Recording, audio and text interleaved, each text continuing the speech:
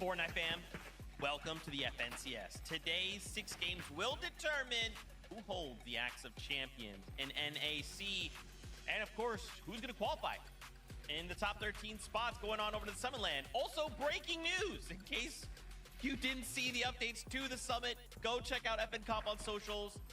There's a lot to break down on that, and we would love to take time to do that, but we have 6 games ahead of us today. There's still so much story to be told in the right here, in the right now. I want to bring in Kelly Link and Vivid. Friends, day 2, obviously, big announcement comes out, but right now, we're looking at a close race. And of course, if Fortnite has taught us anything, it will be Fortnite. Crazy things will happen. Players will win games. Players will lose games. Players will rise and fall. And we have 6 games to determine it all, Kelly. Oh man, I mean, we just wrapped up EU and it was so exciting over there. Sky and Scroll walking away as our winners for major number 1 for EU. And then obviously over in OCE, more crazy things happening. Alex being the first ever 7 times winner for the FNCS finals. Also getting 7 victory royales. I mean, those are the other regions though, because we are here for NA Central. And if anything like what we got to see from yesterday is that we are in all for some crazy action. Oh yeah, NA will definitely deliver. And yeah, you mentioned it, right? EU kind of popping off earlier today. It was so funny for me to sit there and watch EU because you're kind of reminded that, hey, listen, yeah, we've got this race that's going on at the top. Every single game matters for those guys because they're so close at the top. But then decisions made by those type of players, those top of the leaderboard players, like pushing somebody who's in like 22nd place, 2 spots away from qualifying to the LAN. There's just so much at stake here. And we got to keep reminding ourselves that, yeah, we are looking to crown an FNCS champion, but we're also looking to have some of these players make it to LAN. Oh man, let's take a look. We have a little graphic here for the players who have already qualified on through to the Summit. You can take a nice little look now. Obviously, some of the regions are all done, right? They've got themselves wrapped up, but we still need to see how things unfold for ourselves. Again, as Kelly pointed out, Sky Scroll, congratulations over in EU, NAC. Brazil still waiting to happen, right? Like, especially NA West, lots of big names and stories to conclude. Well, guys, obviously we only have so much time before the game start. Why don't we get into it? Why don't we start off with this lobby list, right? Or the leaderboard rather. Top 13 is what we're targeting if we want to hit the Summit. Right now, QK and Khan at 197 are in that top 13, right? And even if I look up just one more placement, Muzz and Sphinx only a point ahead. So, you know, Kelly, coming into today, a lot of these players either have to just put it all on the line and hold on to this top 13, or if you're outside that top 13, you really need to do everything you can to break through. I mean, QK and Khan in our final game from day number 1 was a great example to show just how crazy things can shift in a single game. They were on our page 2 for our standings, and to get that final victory royale of the day, rocketing them up to that coveted 13th spot, because that is where the Dusseldorf tickets are earned. But of course, we still have 6 more games to go, and there's still some big names outside of that range, Vivid, and anything can change when it comes to Fortnite. Yeah, the second page is scary. It'll be interesting to keep tabs on this to kind of see how this is going throughout the day. Obviously, we know how yesterday went towards the top of the standings. 1 point separated first and second place. And who better than Acorn and Bolt and Cold and Rapid to go ahead and fill those spots up. Now, they just had an incredible run yesterday, both of these teams, and it was all about consistency. And obviously, you know, we're in this new little bit of competitive Fortnite where storm surges change and all these players are going to have to keep adjusting their strategies and everything like that. But what made it possible for these 2 teams to be all the way towards the top of the leaderboard was how consistently they were able to make it into the end game. And Zeke, we know exactly how that starts. It's going to start with some of the damage depth. That's right, man. Let's take a look at some of these numbers. When we took a look at these, we were like, wait, hold on. You said how much damage? But yeah, I mean, as we compare the 2 duos, I think what's interesting is when we look at zones 1 to 7, Acorn and Bolts, they have more damage, right? But Kelly, when we flip on over to those later zones, it actually flips again, right? Bold and Rapid now have more damage. Well, it's definitely indicative of their style. Acorn and Bolts like them to rotate early, establish themselves so they can get Storm Surge tags, whereas Cold and Rapid are definitely in-game players. Destroying that mid and low ground Vivid is what they are known for, but Acorn and Bolts definitely have a different play style. Yeah, we can see it right there. First and foremost, zone 1 through 7, Acorn and Bolts have more damage dealt than in the moving zones of the game. Like, that's crazy. Usually, you know, you're box to box with people, you're doing all that shotgun damage, but what kicks it off is Acorn and Bolts are landing all the way on the north side of the map. They have access to a launch pad. They're, of course, going to combine the effects of a mist and an overdrive grenade to make sure that they can fly as high as they possibly can. What this allows them to do is, even though they're landing all the way on the north side of the map, they can kind of fly all the way across the map and still secure themselves a very good position inside of the zone. What this kind of allows them to do is base up, just deal all the damage that they need to do. Like we saw zones 1 through 7, it's an incredible amount of damage that they are able to do. But because they're so safe, because they're able to land in those high priority spots, they don't really take any damage. And with the way that the new Storm Surge works, they're able to consistently make it to every single one of these end games, and that's why they're towards the top of the leaderboard right now. It's so crazy. We gotta look on the other side then, right? We talk about Acorn Bullets. Let's talk about Cold and Rapid. I think it's insane that we are coming in a single points difference. But for these guys, they're landing middle of the map, right? So talk to me about their strategy. What has led to them being so successful? I mean, it's Cold, right? I think you can just put that name right there and then everyone can see the pathway to success. When he is locked in, he really locks in. And Cold and Rapid have really shown themselves of kind of being able to just handle this mid ground. They have the center of the map, which allows them to kind of have these easy rotations vivid. Yeah, it's going to be a similar strategy to what Acorn and Bolts are doing. A little bit different, right? Because they're not going to be utilizing a launch pad, but because they do land center of the map, they're usually pretty close to all of the zones, right? They can kind of just walk over, base up, and again, from there on out, it's pretty much just the same thing. You've got this tall tower. You don't really take damage while you're in it, but you're in one of these high priority spots where a lot of teams are going to be rotating by, so you can get all of the damage dealt that you need to.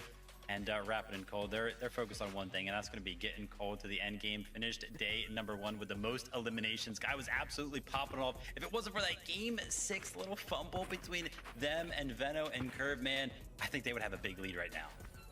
Oh man, it's a time for redemption, right? Day 2 will bring new things. A lot of players have taken time to just bot review, take a step back, refresh themselves. And now we're thinking, hey, 6 brand new games. Anything can happen. Now, before we continue the conversation, why don't we go meet up with our casters? And Jacob P. Arts, MDF, say hello. Well, today is going to be a great day for sure, Monster. We crowned an FNC as champion, but as well as some of our duos are playing, I need to point out the individual factors that are going down in some of these games, these solo impact points that some of these guys are clutching up. We talk about the 1-point differential in first place. Well, look at that man on top of the list, Bolts. 88 solo impact points. You also got Curve and Peterbot, who are also in the top 10. Osin and Viv, who are also neck and neck on that leaderboard. So I'm even wondering, when things don't go your way and you got to throw the plans out the window, how will these solos perform?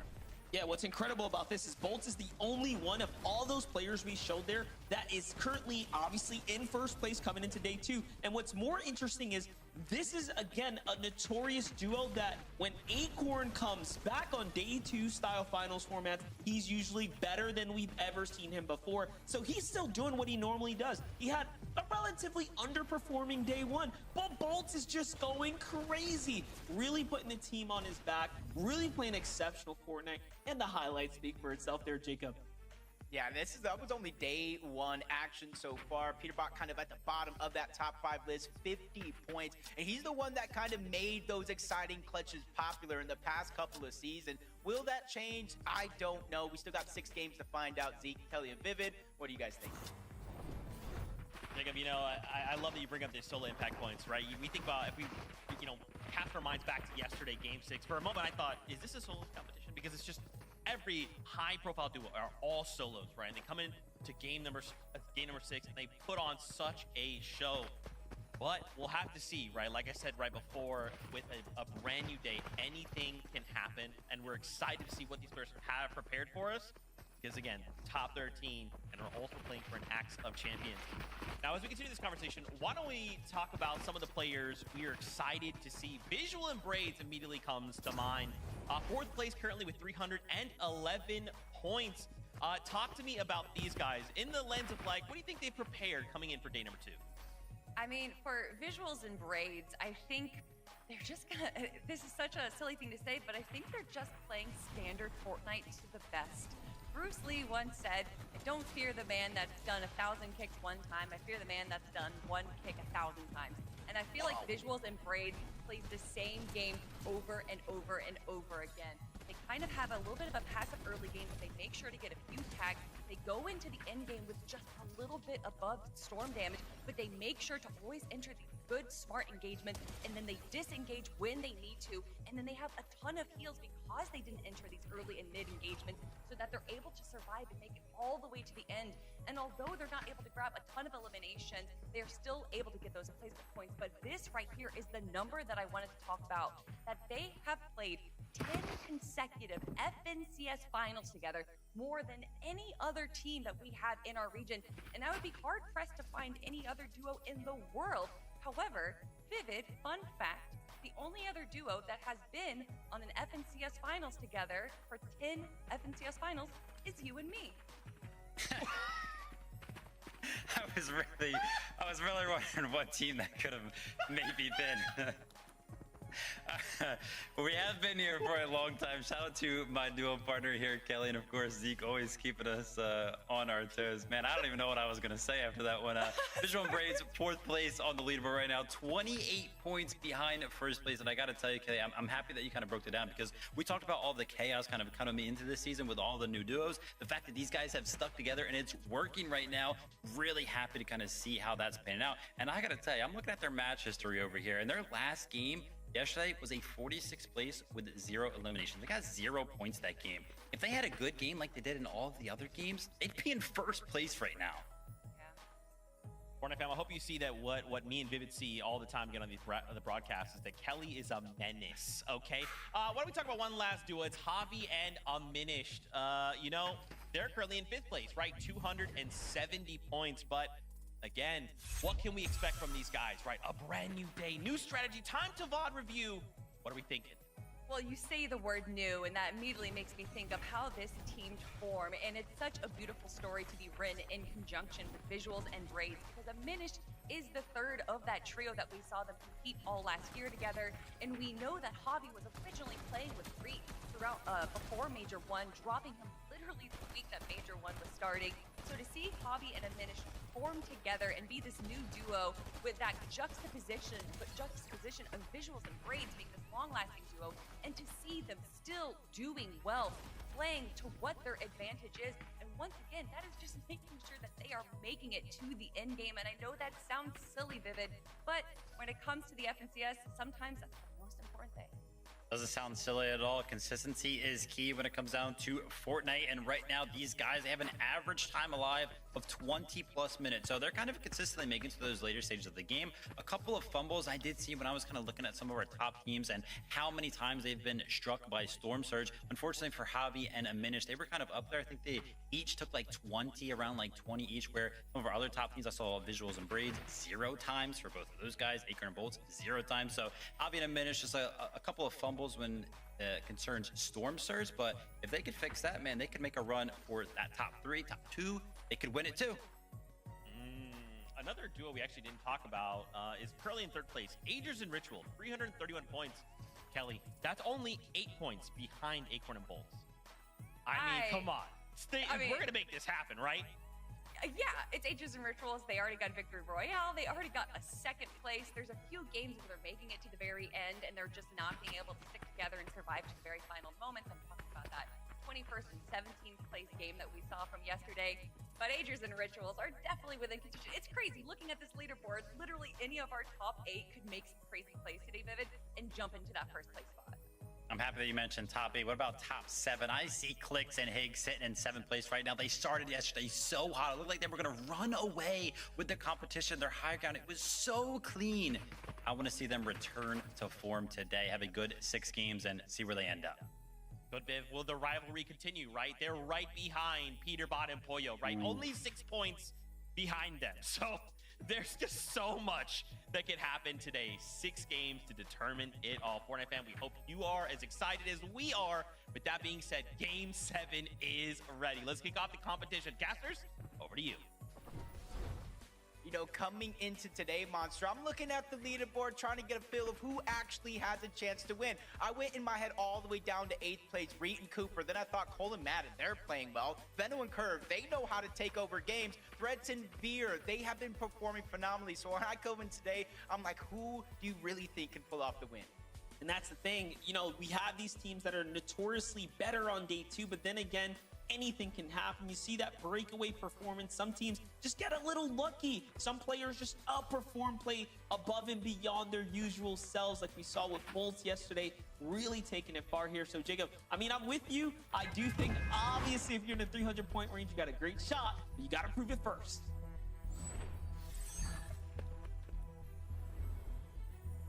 Throughout day number 1, Monster, we've seen big games, over 100-point games, almost every single one by at least one of those teams. So I kind of agree with you. It'd be crazy to think a lot of these teams can't catch up, but with a day break in between, a chance to VOD review, fix some of these mistakes, you got a new chance at life. But Dragon, Creon, Jack, and Pen, they're still going head-to-head at the split drop. It is going to be a 50-50 instead of trying to take 2 different sides. And Pen getting tagged up down to 26 HP. Jack as well. They get the first knock onto Dragon. He can't clean it up, though. He just falls short of that mark.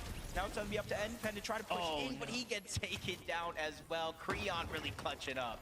Yeah, this has just gone back and forth. Each team having their individual moments, essentially, but Creon and Dragon in the end are going to win. And they go right into Electro, and then he exposed himself. And no, they're going to push here, especially after seeing the shield crack.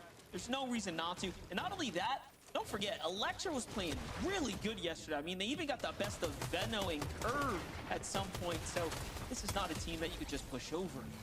Yeah, it's time to talk about adjustments from day 1 to day 2. Electro and Opal, one of those teams. They landed up here. They landed at Battlewood. They came back up here. So already you can see the feeling to start their day. We're going to do better off towards the top. Let these 2 teams fight it out, and let's try to crash as a third party and clean it up. Paper and Rezi, a few struggles yesterday. Paper going down to a little bit of fall damage in the off-spawn fights. But one thing I've learned about Paper over the last 2 years is he's someone I feel like you could never count out. No matter how bleak it looks, he's somebody that usually ends up inside of the bubble.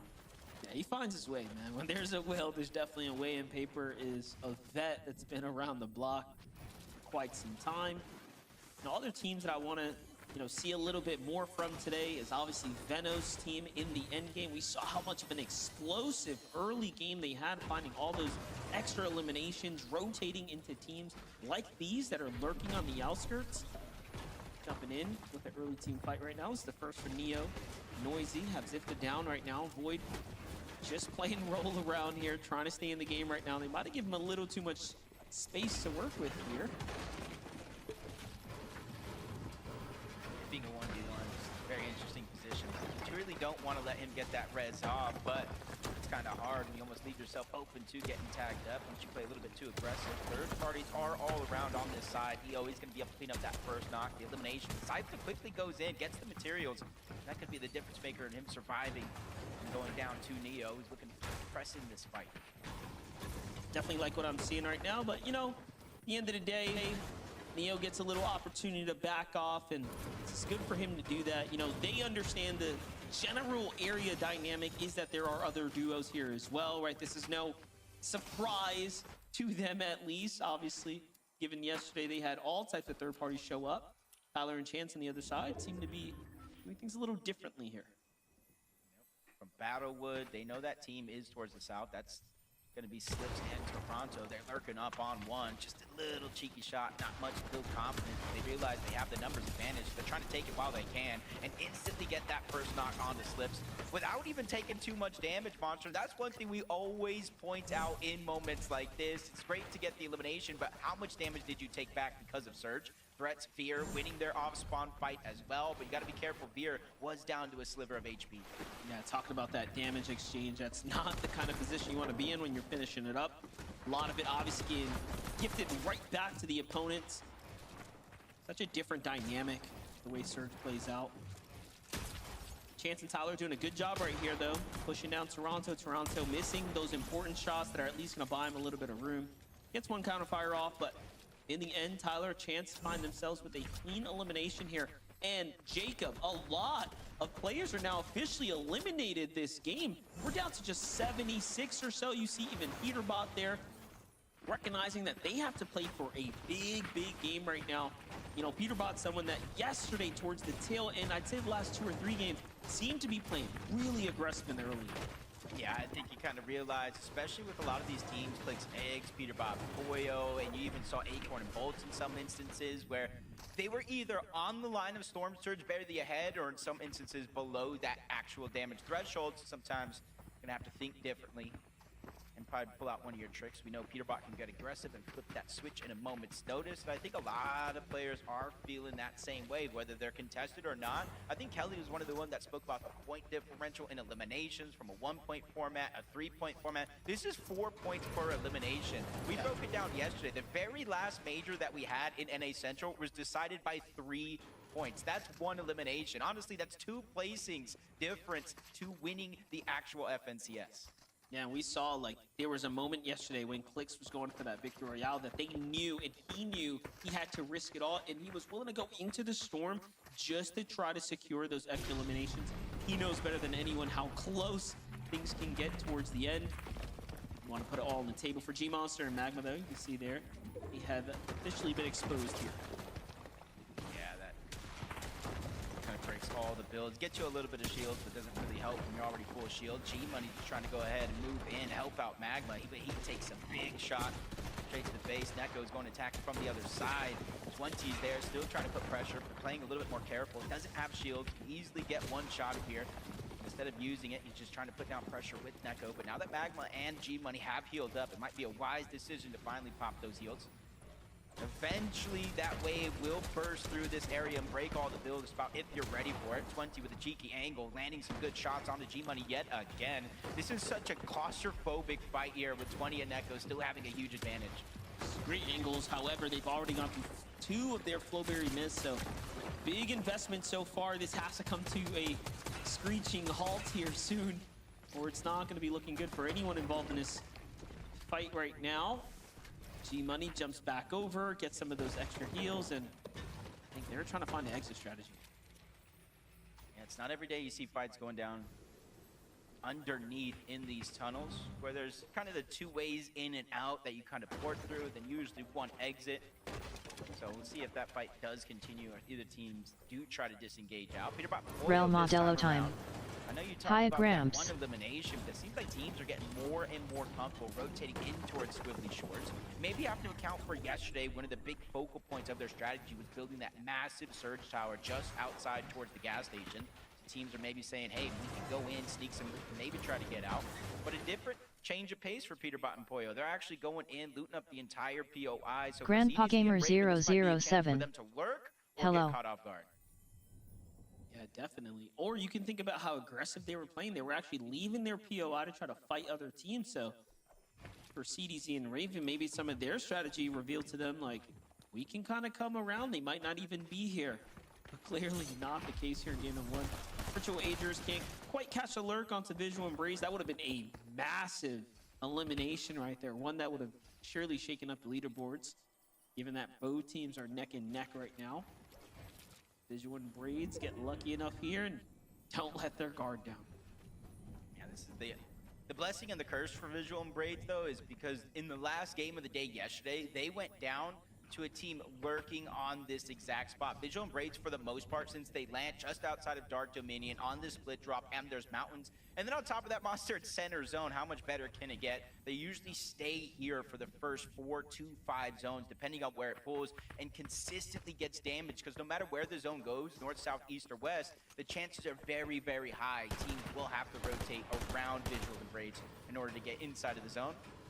So just make it a huge focal point of their strategy. So if you guys VOD reviewed yesterday, coming in today, you can kind of see that in terms of Visual Braids. Maybe you can try to plan around it. The Acorn and Bolts, with Vivid breaking down their rotation from the backside of their POI, that long launch pad that they mix with the utility, and another instance of that as they quickly get to zone.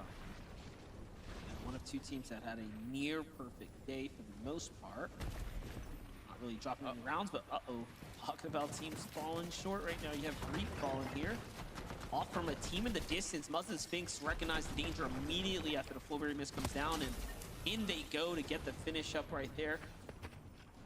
It does seem like they are now rewarded with all that extra loot. Cooper rotates right into CDZ. Raven puts down some good pressure onto Raven there. But do they recognize there could be just a solo here on the other side of the wall? That is the question here. I think Cooper knows that he's in big danger here, so off he goes. And it's just continuously getting worse. Look at where he's rotating into. Peterbot and Boyo. And they're one team for certain. If they know you're a solo, especially isolated like this, they're gonna go. They see Cooper trying to rotate in. Big damage coming out from the both of them. Cooper backed up against the wall. They continuously try to spray it in. Just one of those shots needs to breathe through the builds in order to connect, in order to get that elimination. But Cooper is swiftly moving in and outside of these builds. Drop the vids. Is able to get minimal amount of shield. At least is able to help him survive his onslaught, at least for an extra couple of seconds here. But Peterbot and Koyo continuously on the look. Again, they know this player, Cooper, is a solo, so they're not going to stop until they secure that elimination. 4 more points for Peterbot and Poyo in a game that's looking very, very accelerated. Gifted that time around as well, just landing right on them as they were trying to finalize their metal reserves for the mid game here. Meanwhile, look at this, Veno in curve. No elims just yet. This is definitely a huge surprise to us as we've seen them be overly consistent when it comes to elims in the early game. What is Veno gonna do? Is he gonna chop this down? Like, I'm curious at this point. It's much easier to chop than some of the metal and It's just brick wood. bases that we're seeing. He's going for it. Doesn't look like Aviv or King got the signal Oh, yet. At here the they tail come. end, they're dropping This down. is his. It's actually Veno. Yeah, this was actually Veno's base, so maybe they had an inkling he was going to lurk on over. Not sure if they got the audios or not, but able to survive a potential disaster there as Veno just scurries away, reunites back with Curve, who already has his base set up at one of the main buildings north side of the Battlewood Boulevard. But you see where the zone is actually pulling, so you see why Veno and Curve are taking a different mountain or a different approach to this game than usually every other. Yeah, definitely interesting there. Almost edited the whole base down. Just had to break an extra piece of wood there. End up working out though in the end. Brett's V on the other side. There's 2 elims here. Have them set up, and it's a bit of a different end game for us, right? We have Riptides in the zone right now. See how this ends up playing out. All the zones that came this way, pretty much Clicks and Higgs performed absurdly well. See if they can continue to pick up the pace here and propel themselves back into a top 3 position. Cold and Rapid on the other side were the team that was finding all those eliminations in the end game, right? The amount of success Cold and Rapid managed to string together when it came to end game eliminations clearly showed on his standings, Jacob, given that they had just an insane amount of points based off the elims alone. Yeah, in 5 games, Monster, they had 30 eliminations, with their worst game being a 7th place. Unfortunately, that last game of the day, they got 1 elimination. They went down in 26th place, so outside of placement points, so all they got is those elims, which allowed for Acorn and Bolts, who's been consistent all of day 1, to get that 1-point lead with a victory royale. See how things continue to shake out. Javi and Aminish here sitting on the leaderboard, 5th place going into this game. And this is where there's a little bit more of a gap. Everybody in the top 4 has 311 points or more. Javi and Aminish are sitting at 270 points on the overall tournament. You can see 15th place with 4 eliminations was going to be their starting game, and each and every one got better. Minish Javi here on the move. Playing the outsides. I kind of like this, right? Using this Storm to tank here and go for the north side definitely is a strat. Now, this is a team that didn't tank Storm early, right? So they actually have the luxury, Jacob, here to take a little bit of Storm, right? Other teams will find themselves more in the Storm sickness kind of danger zone, but here they are. The zone moves right into them now, and they have relatively strong positioning here. Yep, on that mountain. So you can easily pull off of that mountain, but if you're up there, you can shockwave off, you can go ahead and take high, or just simply use the running shockwave to cover the distance. 5th zone, going into 6, so it is going to be a 2 tick of damage if you're inside of the storm. Going to be changing into a 5 in about 20 seconds when it does close. But you're seeing why a lot of these teams are staggering themselves so long into the storm. They have extra white HP heals, and they just want to dodge all the chaos of this mid game, where typically you will take damage from other players trying to rotate in. Visual and Braids, they spot out Max, they spot out Moppings in the distance, and you see them kind of building and but rotating parallel to make sure they don't take too much damage. Bucky and Zen, though, they're in the fray, in the mix. You see them teeter-tottering up and down below that damage threshold. As the dust settles, they're going to fall below, but Zen once again takes some damage, 103, and he gets a good shot coming out from Bucky onto Power, back-to-back to get the elimination as well. That sends him flying up that Storm Surge leaderboard. That was crazy. Big performance, big opportunity there for Bucky to keep his team in the game now. They went from danger territory to well above and safe now. They just have to survive the onslaught. And look at this. They eliminated that team long before they can even get situated and start digging into the heals that they were pretty much saving up here in the reserves. But Ritual, it is not looking good for him right now as he is down and out. This is all up to Agers now. He's putting his team on the back here. Picks up a little bit of the loot that was left over, but couldn't quite get the extra heal here. We'll see if he ends up having time to double back now as the zone is pushing there. There it is. And luckily for him, I mean, the pressure eases up. Now, we are in the in-game, right? So Agers is positioned just well enough with shockwaves, all the extra mats and heals here to actually clutch this out and turn this still into a positive-sum game for them. Yeah, it's 264 above the damage threshold. That can teeter-totter, pretending where the zone goes. You can easily try to go ahead and grab shots on players rotating through the sky. He's not the only solo there. You see Salt and some others on that side of the map. Probably easing the tension, though, since they're all solos. The chances of getting aggressed on are going to be very, very slim. As opposed to this side of the map, where you have Peterbot, Koyo, and a few other duos positioned 600 above the damage threshold. And you're seeing almost a different approach to start the games yesterday to start the games today. Yesterday, they were elevated pretty high up in most of these end games, going from zone to zone. This time around, they're going to start at the low ground and probably elevate themselves with each and every passing zone. Gonna have to definitely find some new positioning. Not sure if I've ever seen Peterbot and Koyo be so passively tucked in the low ground on the backside of zone here. Look at this, the zone's gonna pull far and away. Now again, they have that natural terrain to play off of here, so they're gonna get a lot of value for their shockwaves. Real catch is if opponents start to base up sooner rather than later and get pretty much a bit of that high ground, they will be able to be opened up to a bunch of fire. Threats and Veer find themselves below the surge. They're actually trying to out-survive this, waiting for the moving zone here as opposed to looking for a fight right now. So this is a team that's going to be fishing for damage here on the moving storm. Yep. 126 below, even with that contested off-spawn fight. You got to imagine, since it is off-spawn, 100 HP. If they took damage, you saw Veer down to a sliver of HP at one point to start the game. So just because you're contested, just because you win, doesn't mean it's all joy at the end of the day. But you were right. It does look like their first attempt is going to be to out-heal it, but 17 players need to go down. They're just on that line, 45 damage. They spot Skiddler and his duo above. They're trying to get one of those shots to bleed through. They have the Thunderburst, the consistent pressure, but no luck on their side. 60 below, taking damage. They have no extra heals, Monster. In this moment, they are going to jump above. Storm Surge for them is not going to be a thing, but they need to be persistent, try to put down the pressure, because just because they're ahead here doesn't mean they're going to be ahead in the next zone. Peterbot Koyo, though, continues to do what they do. We said that they were looking uncharacteristically positioned on the backside of zone. You can see it's ending up playing out in their favor. They find an Elim here, and then they rotate in smoothly right afterwards. But when you start looking up towards height, when you start looking at who's trying to position for the big win once again here, it's Clix and Higgs. I love that they're trying to take on this identity as a high ground team, and one that's willing to put everything on the line doing it. Yep.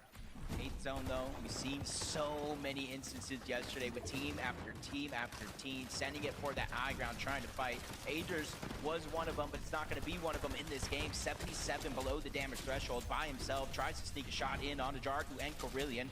Doesn't find any luck there, but he needs to be persistent because he is out of heals. 165 HP. He can only take about 8 ticks of this zone total, even if he was full health. And those ticks are being a huge difference maker, forcing him to try to make a play here. 145. He's going to be able to make it above in that last one because of the shockwave of somebody else. But now it's his turn to try to shockwave in. He takes that same amount of damage. The blessing here, though, Monster, for him is Storm Surge just deactivated.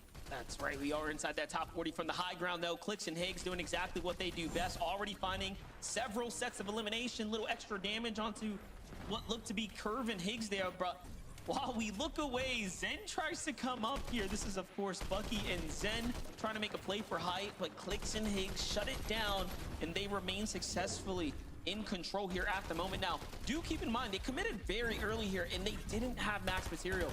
All that they're trying to do right now is show that they are willing to dominate height here and play for the win. Yeah, Higgs finally getting that elimination, getting cleaned up for Bucky, looking towards the backside of the zone, trying to find Loop, and instead he finds Tyler Chance. Not sure if they see Peterbot and Poyo either. They're going to shockwave to the front, not just yet going for height. We still got a few more zones for that to be a possibility, but if you look at their material count, they might have to get an elimination first. Muzz and Sphinx going to be above. Acorn and Bolts down below in the mud, find themselves 2 more eliminations here. Acorn not getting one, so no siphon for him, so he has to beeline it to the zone. Not a lot on the Chug Jug either, so a dangerous position here for Acorn to be in. And there's opponents in the storm as well. Bolts is somewhat left behind here, trapped in the build. Meanwhile, Cold and Rapido, a single Elim, but this is where we've seen them do best. I won't count Cold out any further, as I've done that once before, and I made the mistake by saying so. Veno, Curve on the other side, have 4 eliminations. Pressure coming in here. This is what we wanted to see from Veno and Curve. Yesterday, they just couldn't quite figure out their end game and find their footing. But now, here we are, seeing a stronger than ever Veno. Yeah, and they have almost maxed out materials compared to everybody else. Peterbot and Poyo running out, trying to get into the box. They don't find any opportunities there, so they just continue on getting to the front side of the zone. Chug Chugs, pizzas. Poyo has plan B ready if it does come down to it, but high ground gets contested. Clicks falls. Higgs being forced out of the zone. It's Salt and enough. A whole new team entering into the mix, ready to make day number 2 count here. They already have those 3 eliminations. They're looking up, making sure nobody else is up there. They don't see anybody, so they immediately set their eyes back to down low, and that was the distraction. That was the mistake. Flying from outside of the zone, Curve and Veno are now our new teams on high ground. Excellent execution as well, from practice to putting it into play here. Curve and Veno have the high ground here. No heals though, so we'll keep an eye on them. Poyo is down and out. Peterbot left to clutch this up by himself. He makes it right into the top 10. Gets a little bit of HP there, but unfortunately will fall just short. Now Curve and Veno assessing the situation here. They have mats to play with. They have the height and the distance from the rest of the opponents, but can they put the pressure down? Yeah, coming into this game in 10th place on the leaderboard, not where they have hoped. And one thing we were both questioning is what is going wrong in their mid to end games, because if they can make it there, they can make the plays happen. And they're showing it here early in game number 1. Cold and Rapid get pushed. Cold goes down, a sacrifice for Rapid. He gets the Elim and he's trying to get out. Wagers goes down to Muzz and Sphinx. This is just chaos ensuing on the low ground. And for Muzz and Sphinx, they might be the only duo left alive down below, because Rapid goes out, Aloe goes down. They have full control of the bottom side of the map. Now, if they can just get a little bit of material here off one of these refreshes, they'll be in huge shape here to actually fight for the win right now. There it is, the most important Elim. Veno and Curve are really down and out. They're pretty much down bad here. This is going to come down to all accuracy. See Veno just trying to use the audio visuals. The mythic pump takes down Sphinx, gets the siphon, or at least he's trying to keep himself alive, playing Disruptor against Muzz. Curve and Veno start day number 1, game 7 on fire. And Veno is that guy. He's the guy that we knew that coming into a second day, he's going to tweak the game plan. He's going to make sure he's going to be able to perform here, Jacob. And they did just that. What a win for them right there. They're going to wrap up the first game here on the second day. Game 7, Zeke, is now officially wraps. Veno, no way!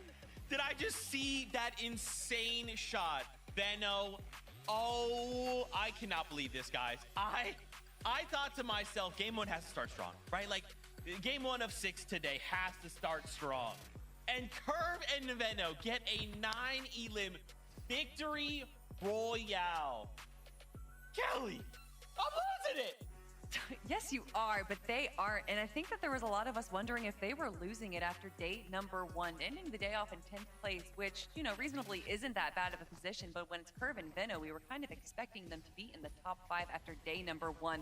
But if they continue to play like this, Vivid, if they're able to run that mid game and then wait for the opportune moment to steal height, just like they did in game number 7, then I can imagine we'll be seeing Curve and Veno climbing up that leaderboard as the day goes on.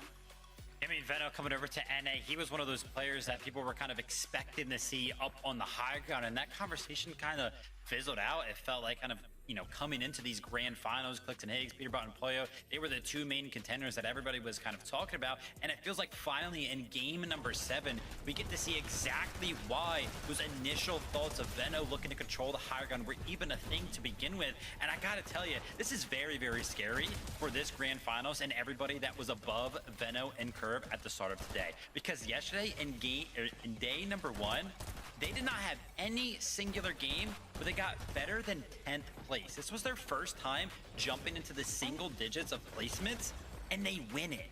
And they look disgusting. I mean, that shot right there from Veno, you guys couldn't see me. My jaw was literally as far down as it possibly could go. It looks like he's in form right now. The duo's looking good. They made it to the end game all the way, and they were on the higher ground. I don't know. I'm scared. Oh my gosh, this is why sometimes we talk about like day 2 teams, right? Day 2, they come back even stronger. Has Veno been set free? Is he off the leash? Is he going crazy? Oh, wow. Okay. Don't worry. We still have 5 games left to go. We're going to take a short break. When we come back, we have to take a look at those standings because there's been some changes. We'll see you in just a minute.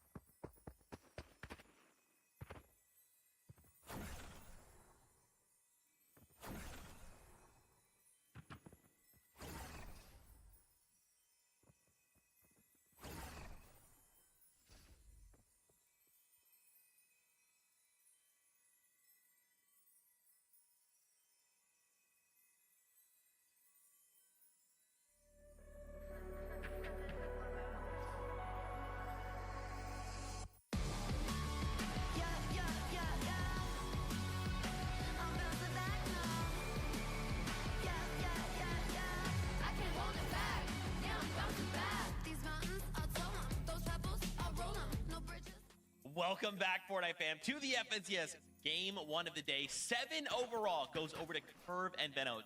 9 elim. Victory Royale. Now, I mentioned before the break, these standings are going to shift.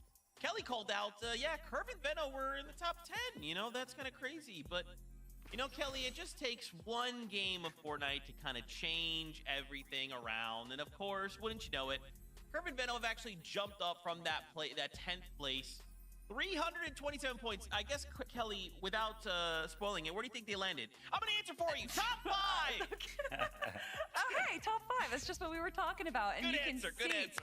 that calling from Sundown from many years ago, the Shoopening is happening right now. From 1st to 5th place, we have around a 71-point difference. And we know that 71 points is easily gained in a single game, Vivid. So to see Curve and Venno, who are at the bottom of this list in page number 1, jump up all the way, I feel like not only inspires me, but also inspires the rest of the lobby to do the same.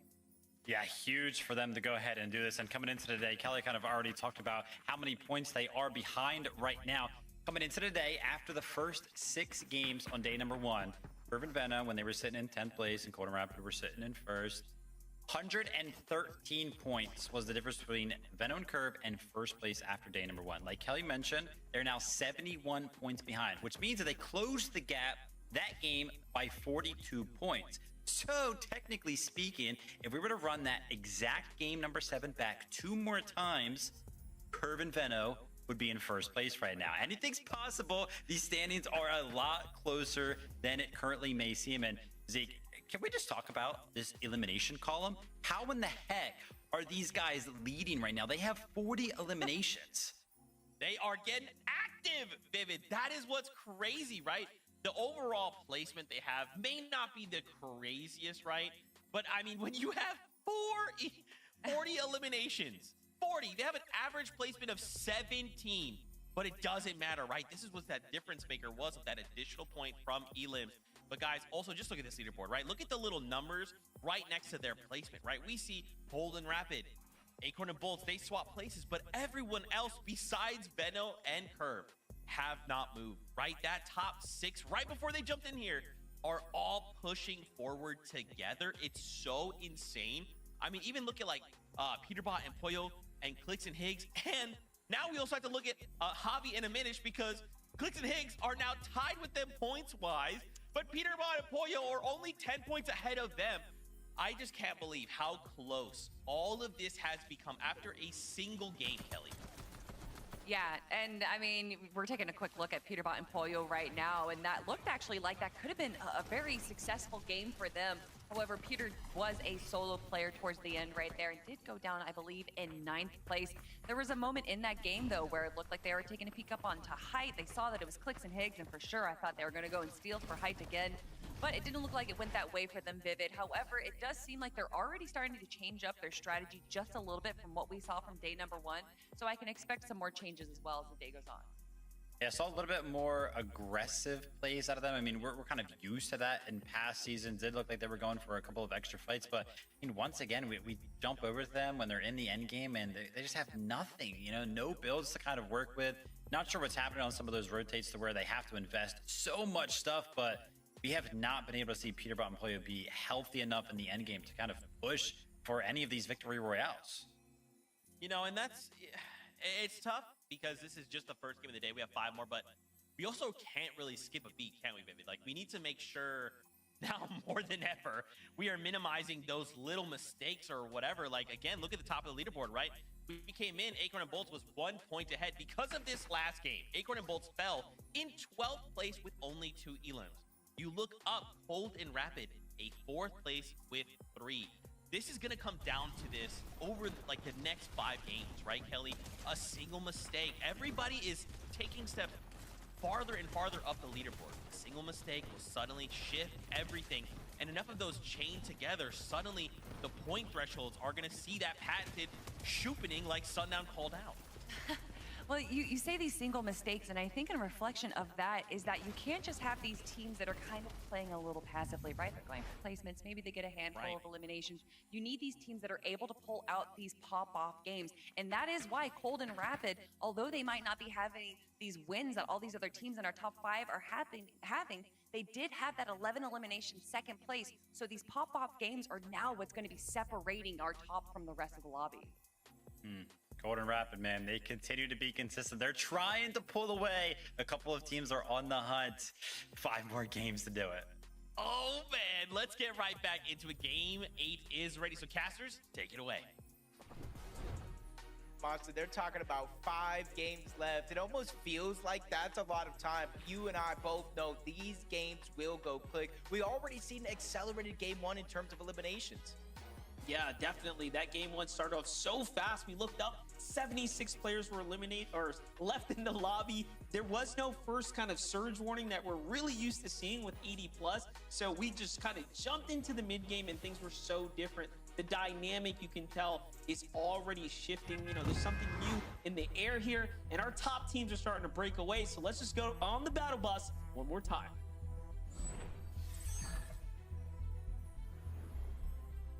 Standings are just getting so much closer than ever before, and you can even look down to that qualification spot into the top 13. That is as stacked as the race at the top of the leaderboard. So we'll have our eyes peeled on both the top and those qualification spots throughout the day. But Curve and Veno, when I was kind of looking at some of those stats, there are the top 5 players in damage. Curve and Veno are 2 of those 5 players. Both of these guys are firing all cylinders. And this is when we were going into the heats, Monster. I was talking about the makeup of this team.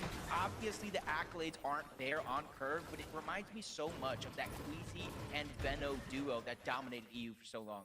Yeah, I can definitely see it. And, you know, we called it out at several different points last time. Game 1, Curve and Veno's, you know, ability to ambush multiple teams at different vending machines was honestly commendable. And then we tune in like game 3 or 4, and they have like 7 elims in the early game. So clearly they have figured that part out. And if today it's all end games with Veno and Curve, I mean, all they've been doing all season long is practicing psychoing for height and dominating, right? And hey, this is the 3rd time now Veno basically makes an end game, 2 of which he went for high ground. So he's showing us if he's got a shot at it, they're gonna take it. Seen so many teams really kind of emerge and their game plan set in stone, but these quick off-spawn fights really prove to kind of be the difference maker. Taking Mafia against Jack and NPen, already one elimination being cleaned up by NPen. Mafia is going to be the one going down, but they kind of switch up their drop spot a little bit. It's not too far away from the split drop towards the left, but they're actually full committing to the south side of Frigid Fortress this time around.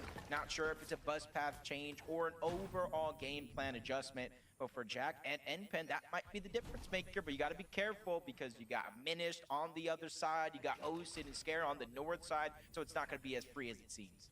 There's a lot going on here. Definitely, they're kind of in the mix here. Now they do have, like you said, that early elim here, so it's a single player left in the duo. They're just hiding out, trying to buy his time here. Seems like he finally finds an opportunity to jump back in the mix. Jack has to come to the rescue. Did he get a way in? There it is, but oh my gosh! What a shot by the Tick here. And this is what, you know, this is what happens at the highest level of play, right, Jacob? Like, anything can happen. Pros do have their moments where they end up clutching up, and although he does get full finished here, it doesn't matter. NPen is now in a much worse position.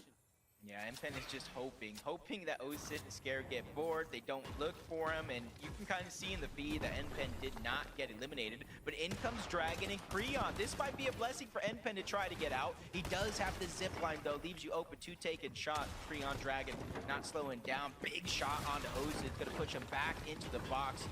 They have to try to find a way out. Creon's there on the other side. They even get the roof. Dragon pulling full aggression on this fight against Osin and Scare. They already get the first knock. Creon with the other angle. They get a full-on wipe.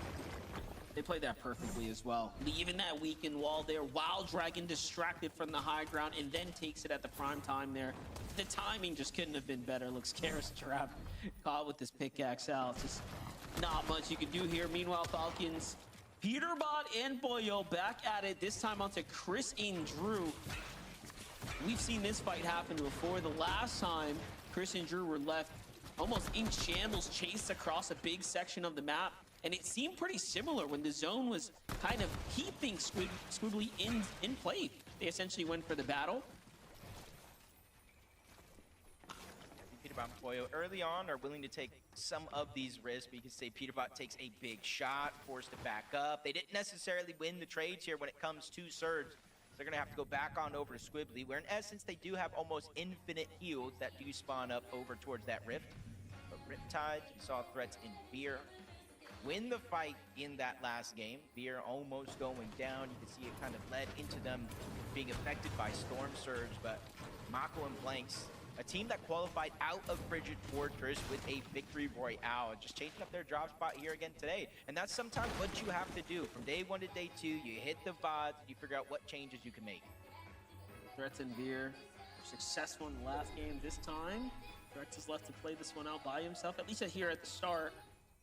And once again, though, Jake, I'm looking at that overall player count, 78 remaining. So it seems like the early day jitters are out the window here now. Here's back to Curve and Veno playing similar to the last time. It made sense why there was that big wooden base. This is just the early game strategy. Committing here to play for a Surge Tower.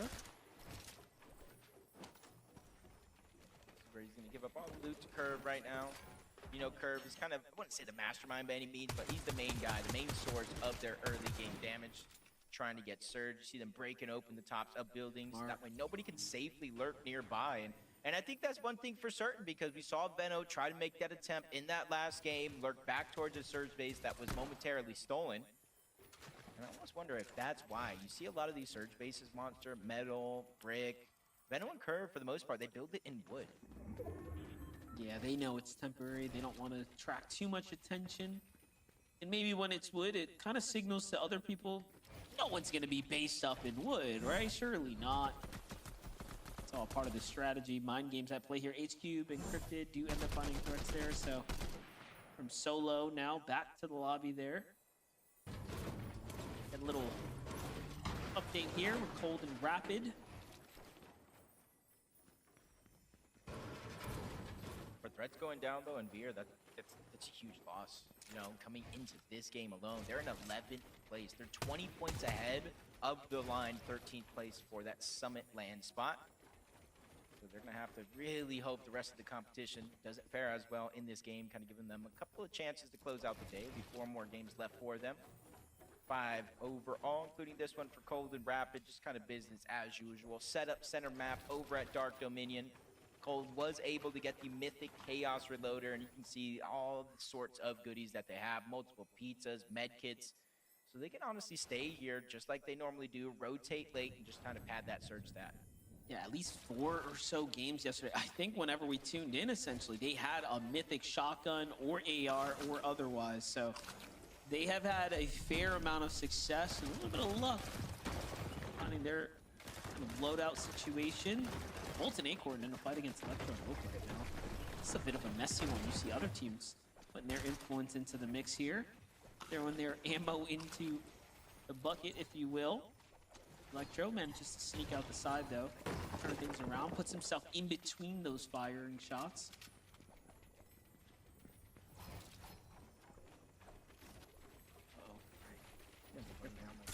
Was prepared for this, Acorn, but for Electro and Oak, they don't want to overstay their welcome here. Shockwave outside of range for Acorn and Bold, but they end up in the range of Cole and Madden.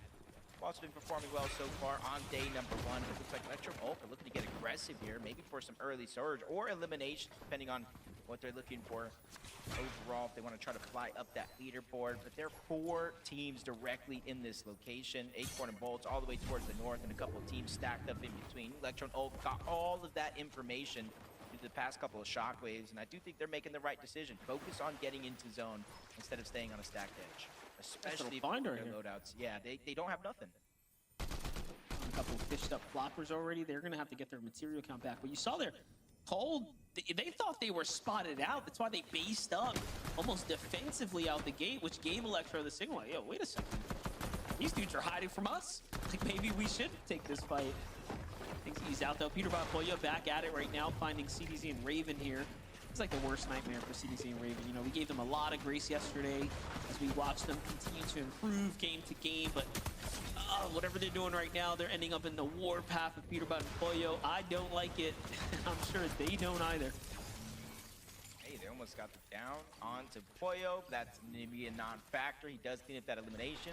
It almost makes me wonder, CDZ and Raven rotated in towards Squibbly in that last game. They did not fight Peterbot and Pollo. So they're probably thinking like Peterbot and Pollo, they're not going to be here. They're going to rotate on out. This time a whole different plan for Pete and Pollo. They stay around Squibbly Shores. They spot out the team rotating in. And they just fight for those eliminations. 8 more points for them as they continue to rise up that leaderboard. They close the gap already with game number 1.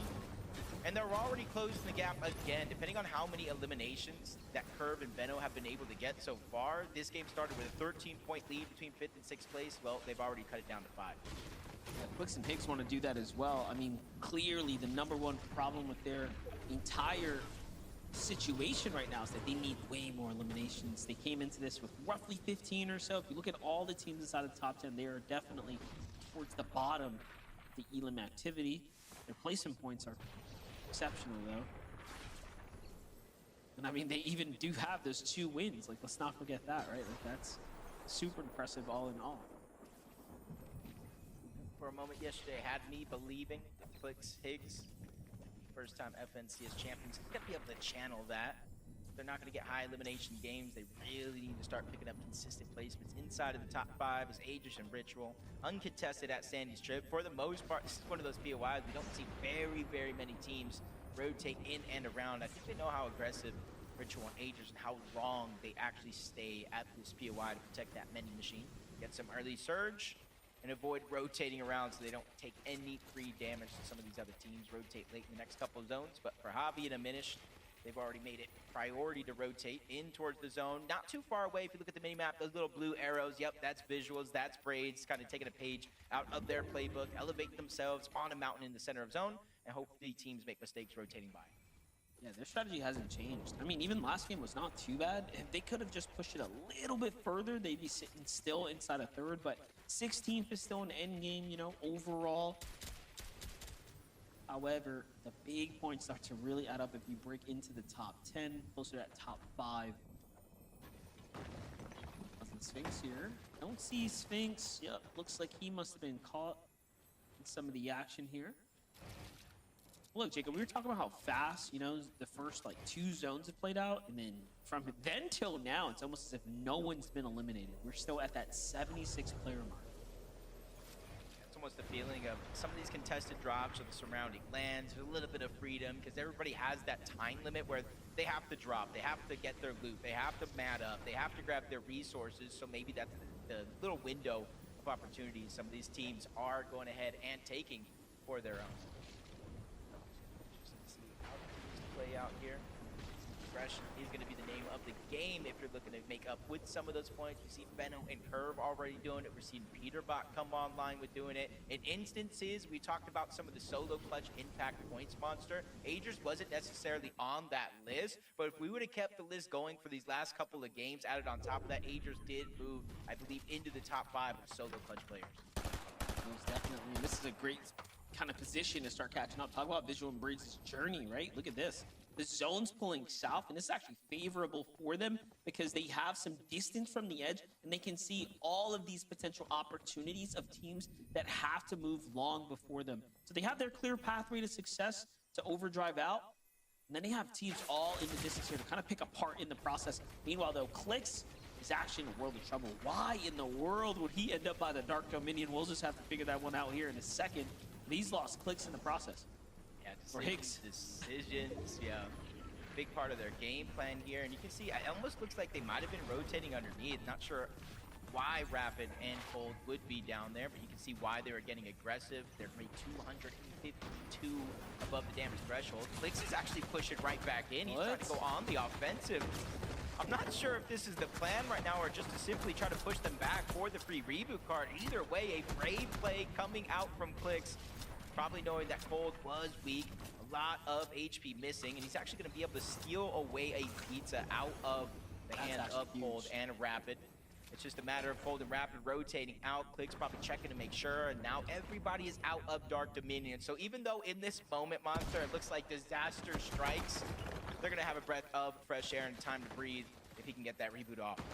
The only thing I can think of, and we will have to go to the replays to find out, he had to have been fighting for Higgs' reboot card, right? There's no way he's just going to go challenge a team like that, right? Like, not for no reason, at least, not as a solo. So, in the end, though, it plays off. He ends up doing exactly what he needs to do, and he comes out ahead. You know, the extra pizza box is definitely going to be a huge win for them, especially given that they're in the zone here, so. Peterbot for you, though, in a bit of a standoff right now. And they have the zone. Okay, this is actually perfect. 800 damage above. Material count not exactly maxed out. However, though, they have everything else going for them. Yeah, that whole team next to him Ooh, Flex and Light on the other side, trying to put down pressure, possibly force Peterbot and Pollo back, but we're gonna have some time here in a moment as they drop down a whole nother layer. A 5-tick zone, and we tune into Reet right now. No Cooper in sight, having to burn through his materials. Multiple teams, looks like they spotted him out as a solo. Send some fire his way, trying to put down pressure, but the zone max pulls yet again away from Reet. Just got to see if he's going to actually try to go for the revive here with very little materials or play it out as a solo. I think he has no other choice but to play this one out as a solo. It's not enough time to get the revive. Both of them will end up going down. So Reet, a lot of pressure on your shoulders here to finish this game. Pressure on Bolts and Acorn as well here. Below the surge, we were highlighting the fact that teams like Acorn and Bolts didn't have problems with the Storm Surge at all, at least doing damage to them. And then we come in now, and already that's not the same story here at all. Acorn, so much pressure here, doesn't even have time to run and heal. But Bolts comes in to back him up here. This is onto paper. This is really going to come down to whether or not Bolts can buy his teammate a little bit of time. He's done it so far. He finds Paper there. And Paper goes rolling away off to the side. Rezi now in a one-on-one against Acorn. Acorn, you got to fend for yourself, son. This is going to be tough. Rezi's trying to hold it down. Acorn, no! The big Acorn is here. And he does what he needs to do to stay in the game. But no. Bolts have to leave him. Oh, my gosh. Oh, my. I can't believe that series of events. Acorn and Bolts forced to fight. They shockwave away. Bolts tries to make a heroic play, but just gets cut a little too short. This game right here in terms of the leaderboard, Monster, they are going to feel for sure. Outside of Elam, those are the only points they got. See possibly going down around 29th, 30th place. No points for that effort. Peterbot and Pollo, though, surviving a little bit of an onslaught, not only able to get eliminations, but a little bit of a cleanup, some extra loot for them to work with. And it's just something I think Cold and Rapid need. We saw them getting chased by Clicks underneath, trying to get revenge for Higgs, and you can see what that has done to their position in this game. Barely 3 above the damage threshold. Cold with a huge chunk of shield missing. It's put them so far back. I'm just thinking, like, Cold and Rapid have a chance to break so far ahead of the competition. It's going to be a huge problem for the rest of the lobby right now. If they have a big end game right here. No one's played perfect, though. I feel for him here, just taking damage from Storm, taking damage from Storm Surge. No extra HP. He's 93 below. It's deactivated for a moment. And oh my, that's the only moment he needs. Literally, if it was still actually active, Monster, he would have been ticked down for sure. But Reed making a play, 4 more points in this game. 2 teams need to go down, and he's going to start getting rewarded with placement points. Hey, man, he's back like he never left right here. He's got 2 big pots as well to bounce back in the game. Pressure on Briggs and Visuals from the side here. These are his walls, too. He can get in and make some pretty dirty plays here. But talk about a way to claw your way out of the grave for a second. Visuals and Braids, though. Look at what happened here. Just shortly before they made that rotate, they actually find an elimination there, an important one as well. At 3 HP, the Siphon is what's going to keep them in the game, remaining competitive. I saw that while we were hopping around, Clicks actually eliminated too. So we have some pretty big top 10 teams now, fully out the game. This is going to shake up everything as we know it. 68 below, though. Visuals, Braids get a little moment to breathe, but it's not going to last very long. See, Braids had some extra shield, allowing him to take the tick, but I'm not sure he's going to be able to find the damage, especially in a zone like this. Curve and Veno, we saw Shockwave from the backside of zone to contest the high ground. Nobody's really making themselves known as the team above the rest. They're not necessarily ready for it. 8 zone, sometimes we say it's a little bit too early, and I think everybody has that same sense in the back of their mind. Saving the material, saving the Shockwaves, make a play for it maybe in the next couple of zones, but for now, Aegis and Ritual, looking at what's in front of them. That's Slepsy, that's Wagers, they're putting down damage, trying to spray through the box. A couple of those are going to connect, but not enough to give them the green light to go. Yeah, there's one thing about the way Clicks and Higgs played. They played these single towers and not really overcommit with the tarps. And I would love to see teams do that because high ground is completely free right now. Even Rituals and Ages are looking up like, wait a second, bro. No one's up here, and you saw him kind of break off for it. Braids on the other side, though, just popping off right here. Playing the edge of zone, gets a little Siphon going. And now, look, you look up, Aegis finally secures it. Peterbot Boyo come in. They were just waiting for someone to build the foundation. And now they come in to try to take the investment away from them, and it actually works off. Yeah, massive damage onto Agers, onto Ritual, forcing them away, but you still got to be careful for Curve and Benno, full HP, front side of zone. Agers gets left by himself. Talk about him moving possibly into the top 5 in terms of solo impact points in this game, and this is another chance for him to do just that. There's a bunch of points in terms of placement still left on the board. 4 points per elimination if he can clean those up, but he has to watch out because Peterbot and Poyo, not only they have the high ground, they notice him at second height, put down a little bit of pressure, forcing him down a whole nother layer, and then set their focus onto 20 and Neko as well. They're building up step by step, taking a lot of the focus from Peterbot and Poyo. Golden Rapid may not have won a game this weekend, but they've been playing low ground very well. But look at this. As I'm about to celebrate their key positioning, they get rolled up on from behind. Meanwhile, Curve, Venno doing the same thing they did before, play deep side of Storm, come bouncing way on in with the Flowberry Mist to just support them here for the high ground take. But Venno's got to be careful. He's right outside the box of Peterbot Poyo. It seems like they've conceded to give away the high ground, and it is theirs now. Venno and Curve here, Jacob, are trying to play for back-to-backs. Polyo's down and out in the Storm. It's all up to Peterbot to clutch it up, too.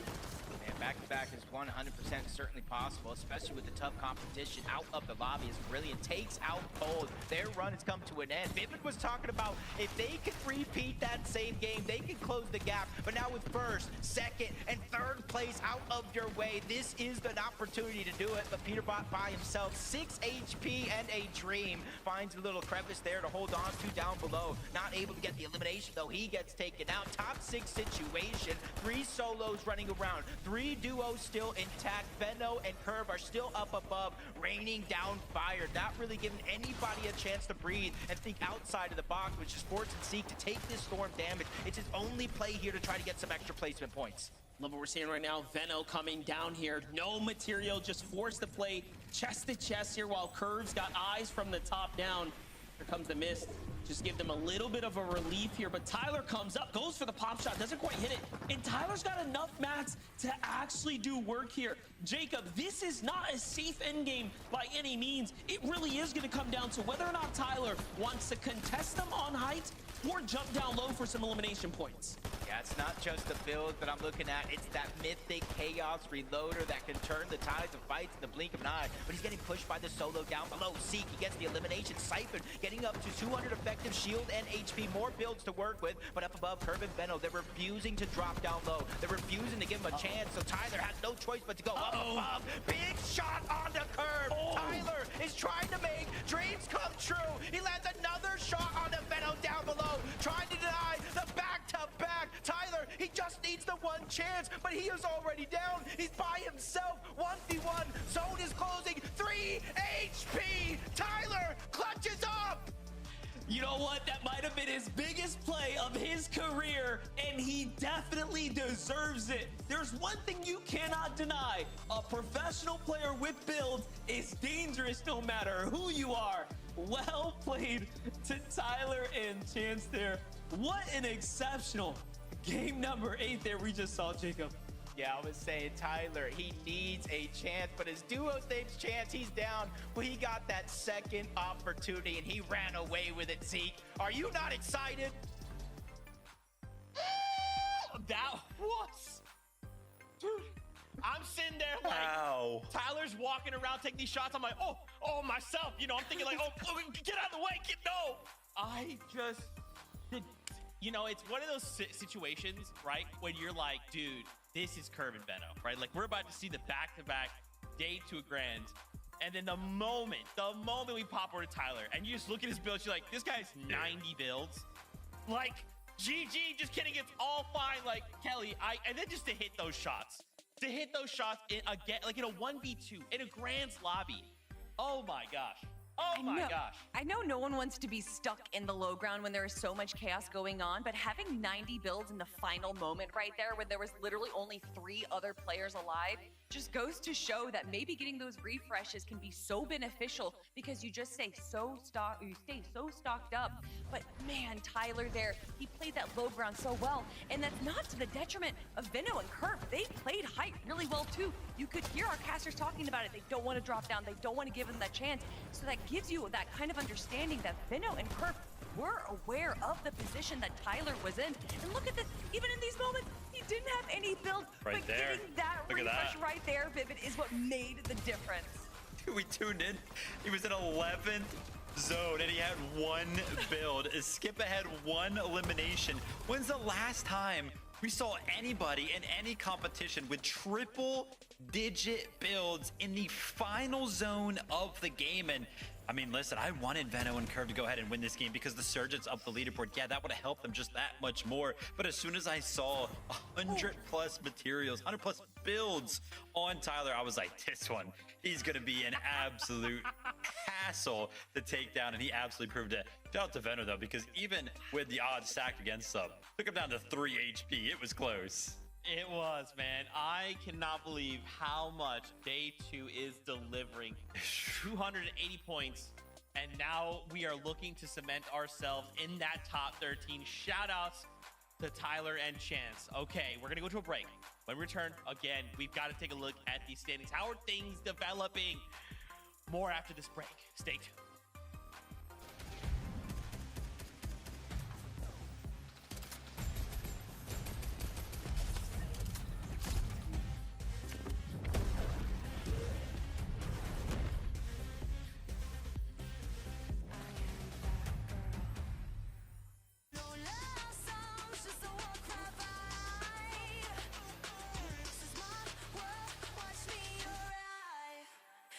Me arrive.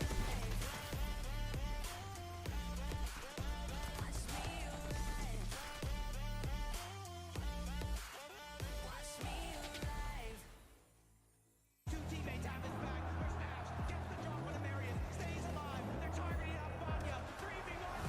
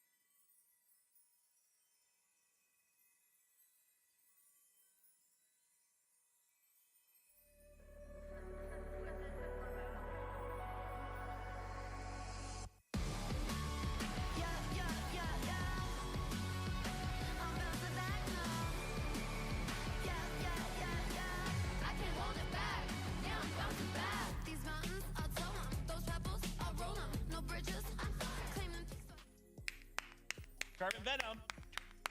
Carbon Venom. Oh, man. Oh, man. Oh, wait till you guys see the standings. First off, in case you missed it, welcome back to the FNCS. It is a great day to be watching Fortnite. We just watched an incredible game, but Carbon Venom almost got another Victory Royale. Second place, 9 elims. I told you we'd have to look at these standings, right? Because I'm telling you, game to game, it feels like I have no sense of stability, Kelly. It feels like every time I have a semblance of like, this must be the way this is going, right? Wrong! Is that Because new the for you? standings decide, you know what? What? Oh, I'm sorry. I feel like instability is part of your lifestyle, Zeke. I don't think that's anything new whatsoever. But for the FNCS broadcast, seeing our leaderboard shake up this much, Vivid, might be a little bit new. I definitely thought the leaderboard was going to be ready. Right there we go. Okay, Vivid, take it away. Curve and Venno started the day in 10th place. I talked about it. They were 113 points behind first place. After just 2 games, they're now 27 points behind first place. And that Elim column, it just keeps getting crazier. Zeke, you talked about it. It was at 40. Now it's at 49. I am just shocked. You know, like something that Kelly said at the start of like yesterday, right? When we kind of like were hinting at this extra point, right? Again, it's like 1 point really doesn't sound like a lot, but when you put it in the hands of like a Curve and Venno who want to get aggressive, they want to get in these boxes, they want to take these fights. I mean, look at how it's paying off. We have just after 2 games, we started the day, Kelly, in 10th. We are now 2nd. And it's not even like they're just kind of running on the low ground getting these eliminations. No, they're also making sure that they're stealing height, checking high ground, making sure that they're taking away other opportunities from other teams. So it's not, again, what are they doing right, but what are they taking away from everyone else? And Curve and Venno are doing a great job with those sneaky height steals that we love to see Acorn do, and to see them use that strategy to be able to even just punish height. Obviously, coming into this final moment, the 1v2 against Chance or against Tyler, probably not the position that Venno wanted to be in right now, but regardless of that, they are pushing themselves up the leaderboard right now. And you know, I'm looking at EU. The most eliminations we saw out of a team coming from Europe was Sky and Scroll with 57 eliminations. Oof. And looking to see 49 for Curve and Venno. And considering the game or the day that they had yesterday to the day that they're having today, I wonder if they're going to end up with more elims than them. Gotta say, Zeke, what a weird lobby that was too, with like the high ground. Like at one point there was like nobody up there, and all of a sudden, you know, Peterbot and Player kind of going for it. And then when Curve and Venno went for it, there was nobody up there as well. Like Peterbot and Player had to fall down, and they did that huge overdrive grenade again, right where they're all the way up in the sky. And I was looking up and I was like, oh my gosh, look, is that a bird? It's a plane? No, it's the plane that brought Venno over from EU to NA all the way up there, man. That's how high they're getting for some of these height retakes. I mean, it's incredible. Game 7, Game 8, and went the exact same way. They took height at the exact same time. And like I mentioned, man, Game 7, they look like a different duo. Game 8, they repeated it. 4 more games. These guys look like they're going to win this thing. Oh man, guys, we can't forget, right? Cold and Rapid, look at them up there right now. Of course, not a ton of points ahead, but what strikes me as crazy is Cold and Rapid, this last game, they hit a 10th place with 4 elims. They have only had 1 game outside of the top 10. Only 1 game, and that was that 26-1 that we called a quote-unquote mistake, right? The blunder that kind of cost them all of these additional points. But even in these situations where they're finding themselves in shambles situations, we're still pulling off 10th places, top 10 with 4 elims. That's scary stuff, Kelly. Yeah, and that is exactly what Cold and Rapid are doing so well, is that even though they're not, like, even if they don't get their pop-off game, they're still making sure that they at least make it to the very final moment to get those placement points. And then when they do have everything right, that's when they pull off the pop-off game. So I'd love to see another game like that coming out of them. Cold and Rapid, they keep trying to build some sort of a lead, but teams, they just keep keeping themselves close. They're like, what the heck? Where did Curve and Venno come from? I thought we were fine. Red Acorn and Bolts are doing a little bit worse today. Oh man, these guys got to be sweating, but they're cool, calm, collected. 4 games left to go. Hopefully they can hold on. Oh man, game number 9. Only 4 left before we conclude the grand finals. Casters, we're going to send it your way to prepare us for game number 9. I'm glad you guys had a little moment to breathe and relax there. One thing's for certain, Jacob, 2 games can change so much of the dynamic right now. Curve and Venno proving that every team that is due for a pop-off will have it, but to go back-to-back like that, so impressive. Nah, it's definitely going to be tough, but one thing that I've learned from Fortnite, I've heard from Fortnite over the years, high ground, they might win games, but low ground tends to win championships, and I'm not sure we've seen Cold and Rapid on high ground once throughout this week, and I'm not sure how much that will change, but the next game is ready, so let's jump right into the action.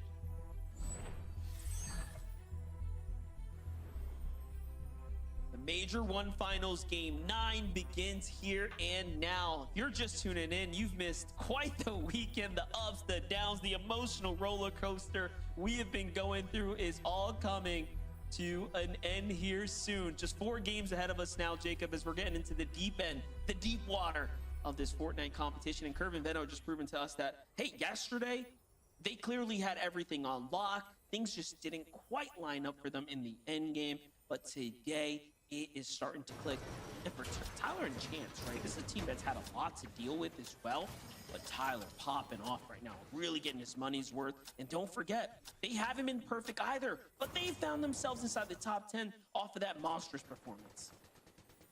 Big moments here, kind of closing out the day. 4 games left. Might seem like a lot, but it definitely isn't. Threats and Fear probably are feeling it. In that last game, Monster, they were inside of that top 13 bubble. They went down relatively early and fell all the way down to 15th place because of these off-spawn contested fights. So with Blanks and Mako, you can see they're trying to make a last-ditch effort towards the top of the leaderboard. For Threats and Veer, they're right there. So we talk about mind games. What does that do to a team like Threats and Veer? Do you play aggressive? Do you try to go ahead and disengage, split the drop? I think there's a lot of decisions to be made for Threats and Veer, and there's not a lot of time to make those decisions. Yeah, last game they only survived for 5 minutes. 5 minutes means they fell in 41st place. They were on track to remain in qualification range, of course, for that land spot, the prestigious land spots that are available. And now they slipped down to 15. So that 20-point gap that you talked about, I mean, that was given and then some. Now it's an uphill battle for them to find their way back into the race.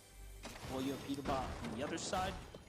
You know, we're trying to figure out what's going on with this team here. They've had, overall, if you just look at the overall performances, pretty good. However, the best of the best, right? Those that are up at the very top are just outpacing them by a significant margin as far as overall consistency. So will Peterbot and Pollo get their moment to finally win a game is the question.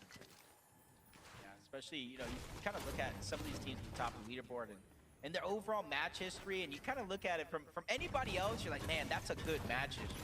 But for the teams like Peterbot and Pollo, the teams like this Clicks and Higgs, when you start off the first 3 games for Clicks and Higgs with victory royales, it kind of sets the tone and the pace for the rest of the tournament, but then things don't necessarily go your way. With one of the best POIs, they got 4 games left. I think anything is possible, especially since the last couple games to start today. They have their head on straight. They're still staying to their plan, going for high ground when they can. It's just unfortunate. I think more and more teams are ready to make the risk with everything on the line today.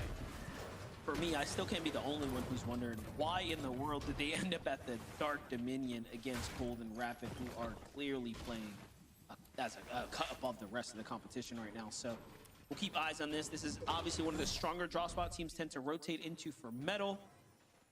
Let's give this little highlight here, some action. Noisy and Neo just holding down the Sanctuary once again, finding a nice little lurk play there. Meanwhile, Tyler and Chance survived the Boulevard. Looks like Curve and Veno have not decided to push down south towards this team, and instead they end up disengaging and out towards the southern edge of the map. This is something we saw Tyler and Chance do in that last game. They landed the south side of Battlewood.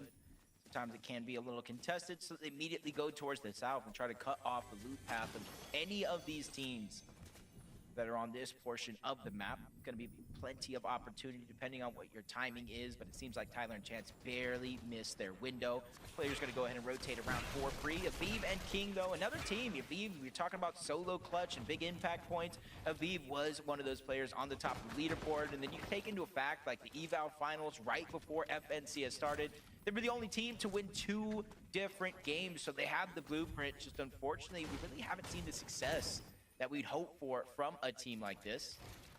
Kind of seeing if they can really bounce back in today's tournament. I think there's plenty of time and opportunity. They're at 174 points, though. About 80 points down away from that top 13 window. Yeah, it looks like every other game they're making somewhat of a semblance towards the end game, but not quite being able to push the boulder past the peak of the mountain there.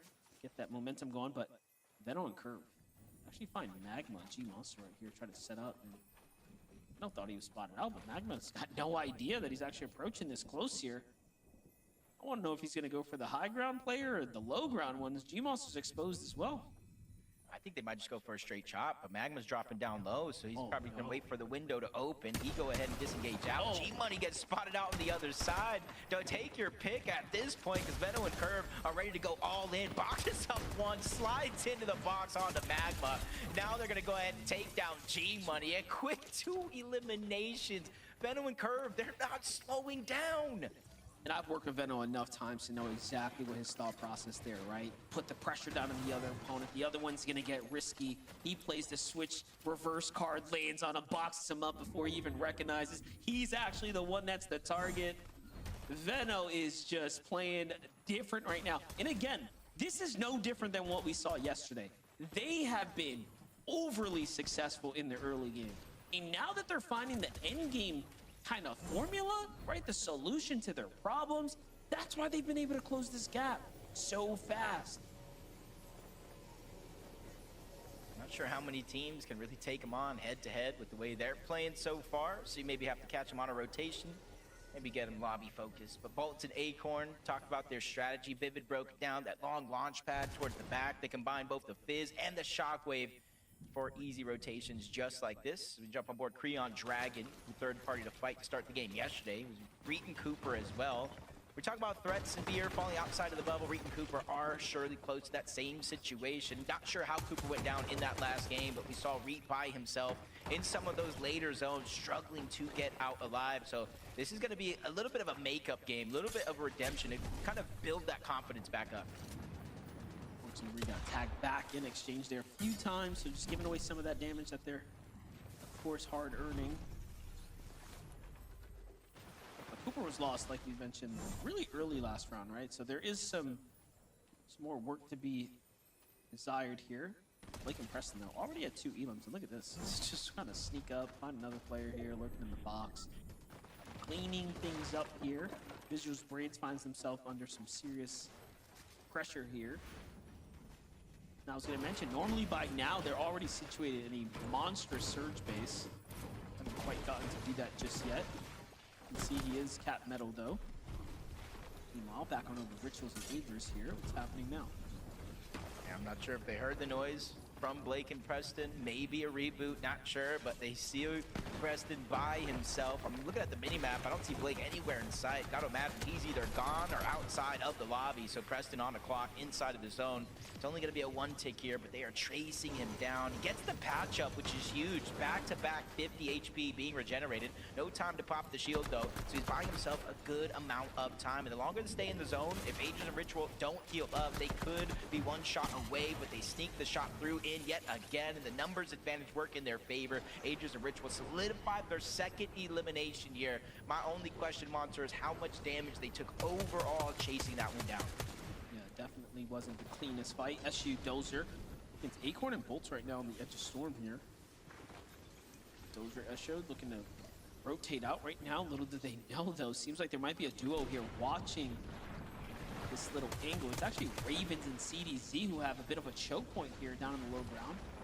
But Acorn and Bolts hold strong. They want to maintain position here in the bush. CDZ had no idea they were there.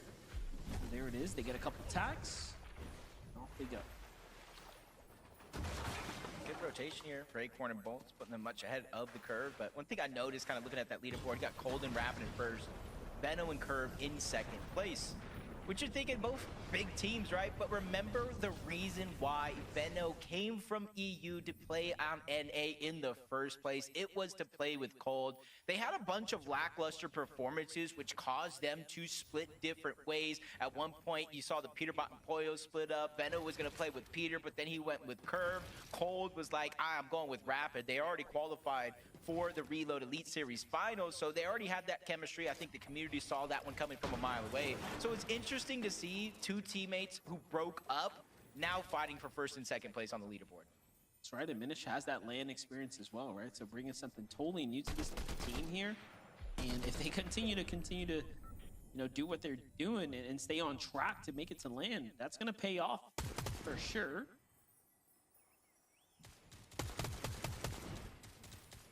Think about this positioning here from Bucky and Zen underneath the bases of Noisy and Neo. I like it to not take too much damage or too much focus. Kind of makes it a little bit easier to rotate without shockwaving a high distance away to take damage. But they're not going to get as much opportunity to get surge. The team above is going to get first strike at that. And by the time they can even open up their walls and try to get their own shots to connect, you can imagine that team be long gone or out of that position. That's where Bucky and Zen trying to time it perfectly. They got to watch out for Neo and Noisy up above. They don't want to take any free damage, especially since if they haven't been able to accumulate enough on their own. You see the zone not too far away from Dark Dominion at the current time. Cold and Rapid position up above. And honestly, there's no real reason for Cold and Rapid to stray away from their strategy. You know, you don't fix what isn't broken. If their worst placing is going to be a 26 and kind of an outlier game, and after that it's a 10th place, honestly, you'd be crazy to switch things up for no reason. Yeah, I'm just starting to think, you know, should we be upset if Veno flies in from EU and then wins an FNCS here in NA? You know, now we got to start like asking these types of questions here. I don't know how to feel about it. It's getting pretty contentious up at the top.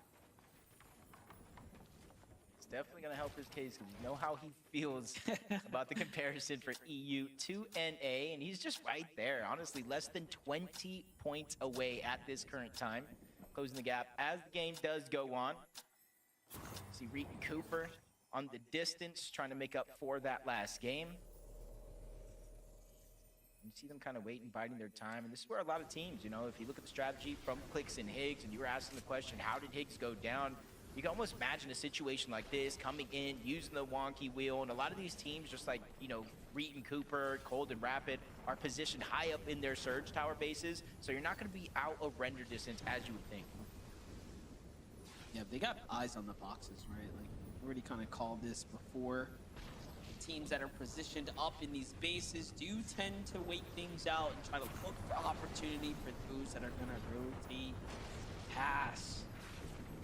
Again, this is game number 9, 12, 2-day format here, always keeping us on our toes. As things are starting to heat up, the 50-50 zone's going to pop, and it's coming up this way.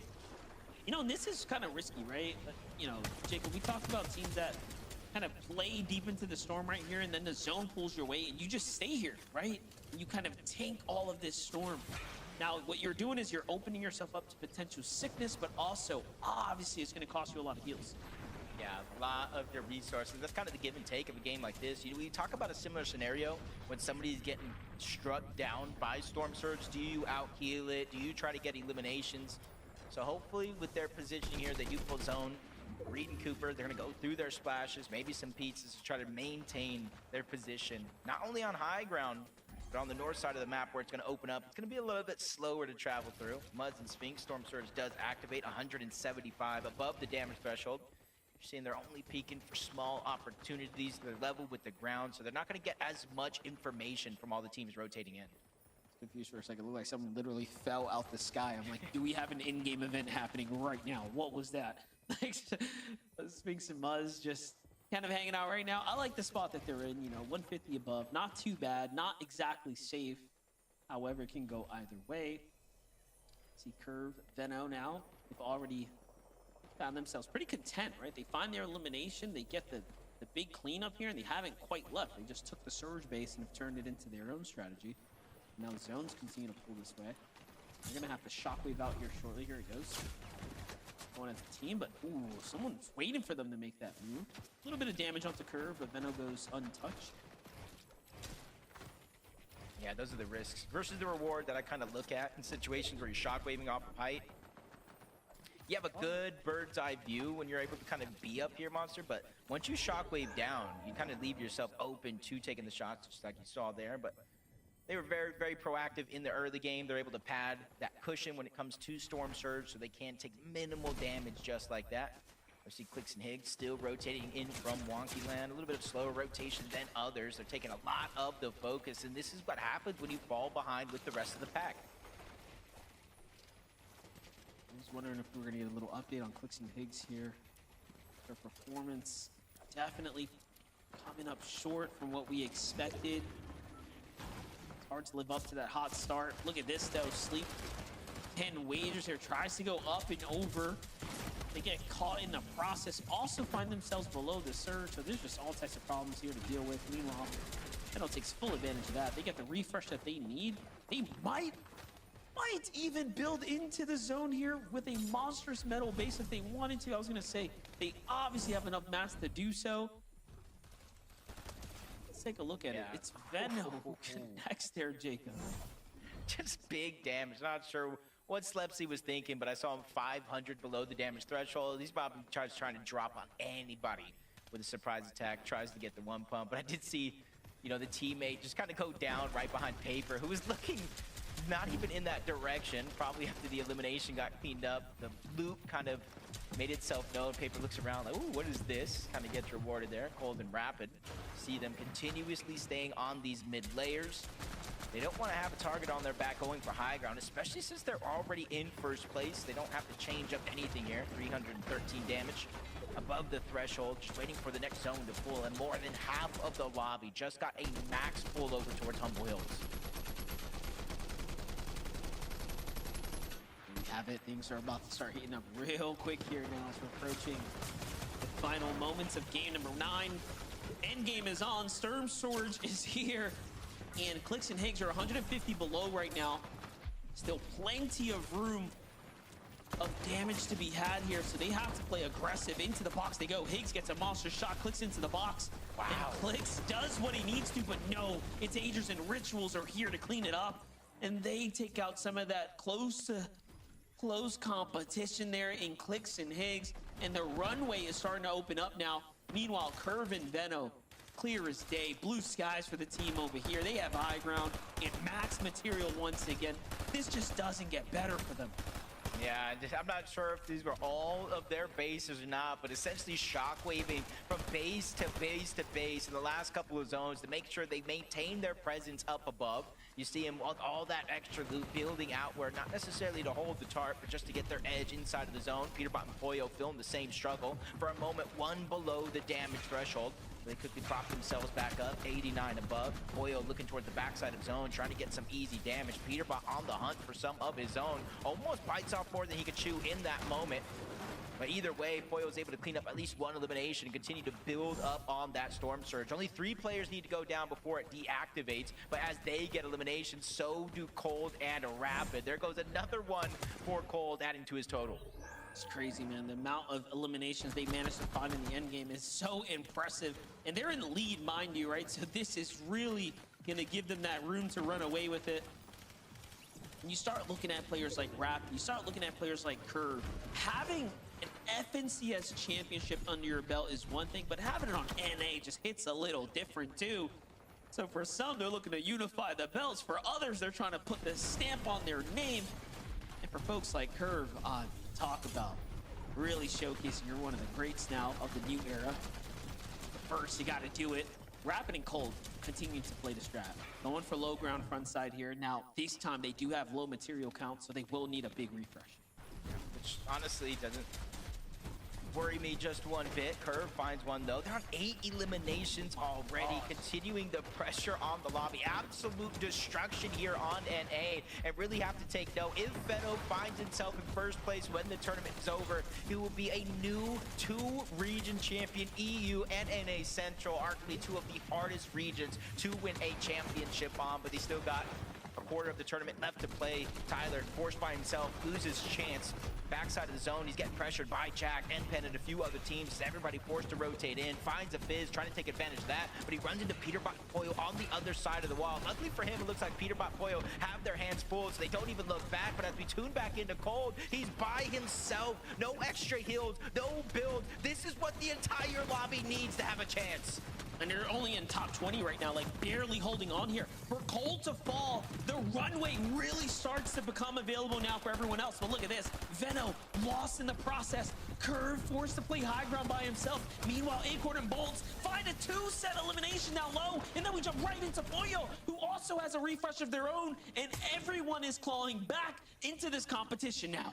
Yeah, with first place gone, we got Curve by himself. We got Aegis Ritual, Acorn and Bolts, even Peterbot and Pollo. That all could be our first place team after this game, and they're ready to make it so. Double. Big Elim up towards the top. Peterbot and Pollo, they send it up towards height, give themselves a huge advantage, and another 4 points for those eliminations, even more with the placement as it comes in. But down below, the counterparts, Aegis and Ritual still running wild. 5 eliminations of their own. They have pizza, they have splashes, they have materials on top, so they don't even necessarily need an elimination.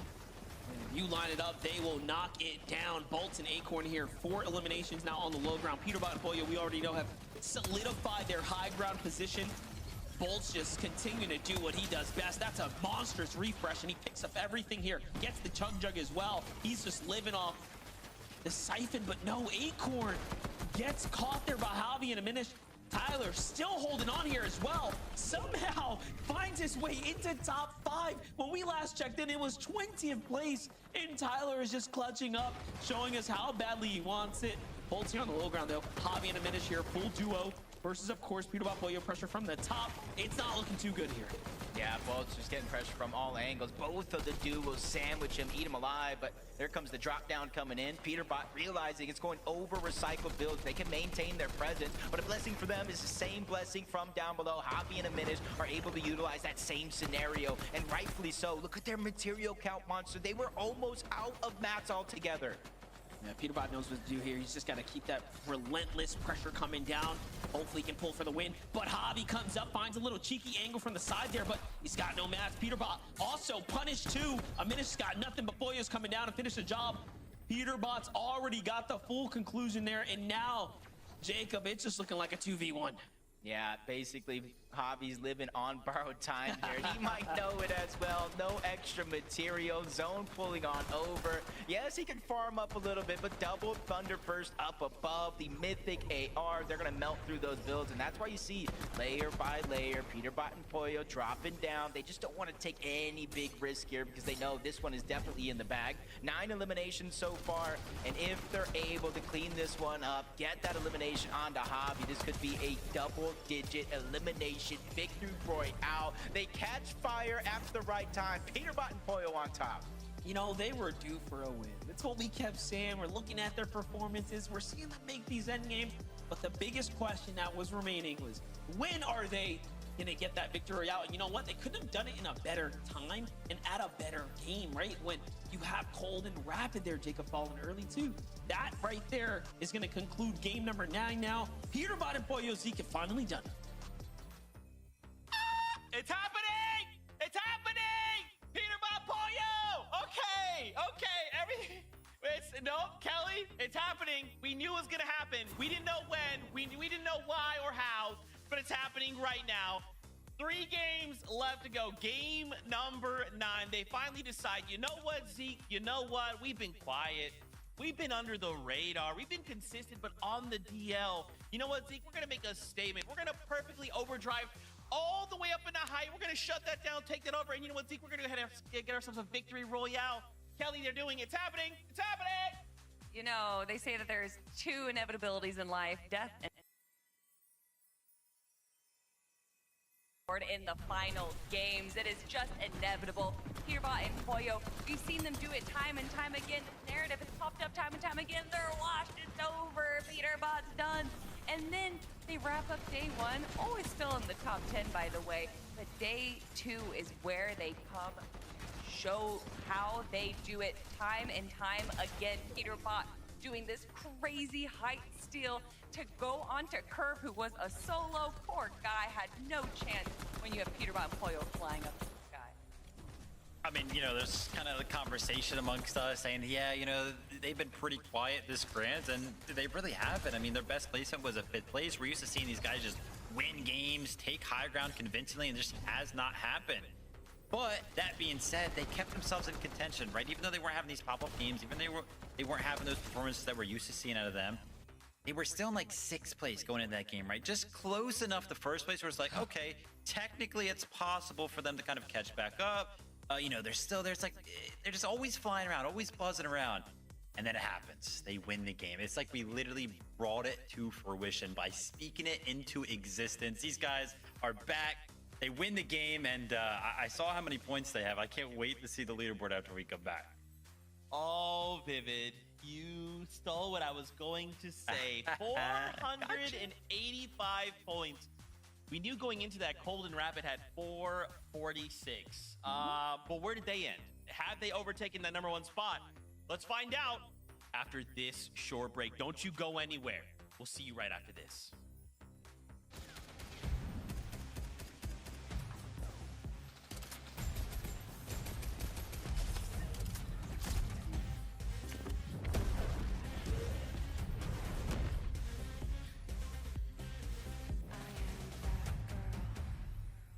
No love songs, just a walk right by. This is my world, watch me arrive. Watch me arrive. Watch me arrive. Watch me arrive. Two teammates have his back. Where's Nash? Gets the drop on Marion. Stays alive. They're targeting out Vanya. 3v1.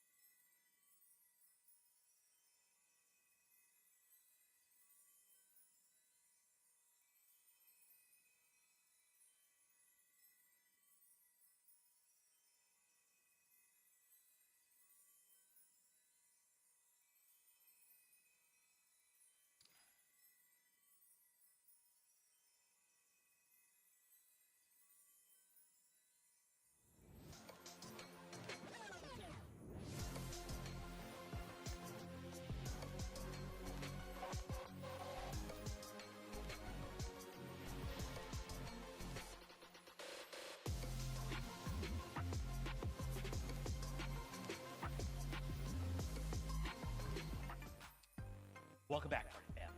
Epic game number 9. Peterbot Boy decide, you know what, Zeke? It's time to get active. We're going to get ourselves a little victory royale with 10 points. They end that game with 485 points. Kelly, of course it happens like this. I know I let you write the script for this major. And man, oh man, of course, with 3 games left to go, we get a VR out of Peterbot and Pollo. Now of all times, Kelly, now! This is when they always do it. They always like to build a little bit of a story because we always go into every major thinking that Peterbot and Pollo are going to run away with it. And that's just boring writing, Zeke. So instead, they make everyone sweat a little bit. They have a little bit of a struggle through day 1. And then it's day 2 in the second half of day 2 where they really start to show everyone why they are the demons of North American Central. Peterbot and Pollo now with just a 6-point lead over Curve and Venno. But more importantly, Vivid, I'm looking at Cold and Rapid dropping down. But again, that drop is not that far. All of these teams are close enough. I mean, 30 points separates first and fifth place. But, I mean, Peterbot and Pollo, it may have taken 9 games for them to finally go ahead and take that throne up there in the #1 spot on the leaderboard. But from an individualistic standpoint, Peterbot is still playing like we're used to him seeing. Like, I'm looking at the damage dealt over the course of these 9 games. He's currently at 8,300. In second place right now is actually Azers with 7,300. So Peterbot's 1,000 damage dealt ahead, and that's exactly what we are kind of used to seeing. Sure, he's getting beat out right now by the likes of, Azers, Curve, Veno in the elims category, but he's still up there with those guys, top 4 in individual elims. These guys are doing good. All of a sudden, finally they get that win, and now they're at the top. I just can't believe it. The story is what it's gonna be, and of course, right now is when Peterbot and Poyo decide to pull out a win and take over the #1 spot. But let's start to look at this top 3, right? Curve and Veno. We see them in this last game get a 12th with 8 elims, right? And it's funny because Levin joins our call and he's like, "Oh man, that's crazy. That Veno guy. Where's that Veno guy from? He's from NA, right?" We're just like, "Okay, buddy. Okay, Levy Poo." Man, these guys are going crazy. 57 eliminations, Kelly. You called out a number not that long ago over on EU what their record was. We're right there. We're right there with 3 games left to go. That is right, and we can imagine that if a little misstep happened over here with Veno, if that misstep did not happen, that they would probably even have more eliminations, if not win that game. But unfortunately, Veno did go down to this right here. However, Curve was able to hold the high ground for just a little bit, but once some of the other teams noticed that Curve was a solo on high ground, obviously it was going to be stolen. But regardless, still having that many eliminations is going to keep them up in our leaderboard. We're going to ignore that, okay? Levy Poo is wild, by the way, Zeke. But I mean, yeah, the standings are just going absolutely crazy. It would be a lot different right there if Veno did not get bumped off of the high ground. He's going to be kicking himself for that one. But close on their heels, man. I talked about this 1st through 5th place, only separated right now by 30 points. Cold and Rapid, for the first time, we kind of see them slip out of that top 2 spot. It's been a while since we have not seen them towards the top. Rough little go for them in that game right there, but still, here's the crazy thing. All 5 of these teams going into the last 3 games, any one of them could win it. Yeah, I mean, even look at Agers and Ritual, right? 467, right behind Cold Rapid, a single point. Even Acorn and Bolts, 455. And Acorn and Bolts get a 3rd place, 5 elims in that game, right? Like, this is absolutely going to come down to the wire. Right now, there is no clear in a way like, hey, this team is ahead by 100 points and they're just flying. It's like every team right now on NA in this top 10 is shining, right? For different reasons and at different times. So I'm almost wondering, like, now that all of these trios or duos, in the top 5 are firing on all cylinders, where do we go from here, Kelly? Where do we go with 3 games left? I mean, for Acorn and Bolts, I think that today, for the start of day 2, it was a little bit rough. We saw them only place out of 11th yesterday, and then today starting it off, getting a 12th and then a 32nd place. And we actually saw them for the first time getting storm damage, which they didn't take out all for day 1. So obviously having these tiny changes that we've already seen them make and now seeing them back in the leaderboard, Vivid, that's what I want to see out of Acorn and Bolts. Yeah, we'd love to see them kind of make some sort of resurgence, but no time to talk. I'm excited. I want to get back into the games. Oh man, Jacob PR, MDF, we got a competition on our hands, boys. Take it away, bring the hype. We definitely do. And I mean, we have the best jobs in the world. We get to sit here and watch this go down in real time. Y'all see it in about 3-minute delay, Jacob, but my gosh, it is so good right now. No, it's definitely been exciting for sure. Our last 3 FNCS majors before this were decided by 4 or less eliminations. Yeah, the point is a little bit more spread than that, but the way this one is edging out to be, we got another photo finish on our hands. I'm strapped up, ready to go. I'm literally at the edge of my seat right now. Yeah, that's right. My attention is really starting to shift towards that top 6. We are looking at a 50-point difference between 6th and 1st place. Javi and Aminish, one of the most underrated teams now, are somehow finding themselves in the conversation for a championship run, and no one is playing perfect so far. But I hear the battle bus, so let's see it one more time.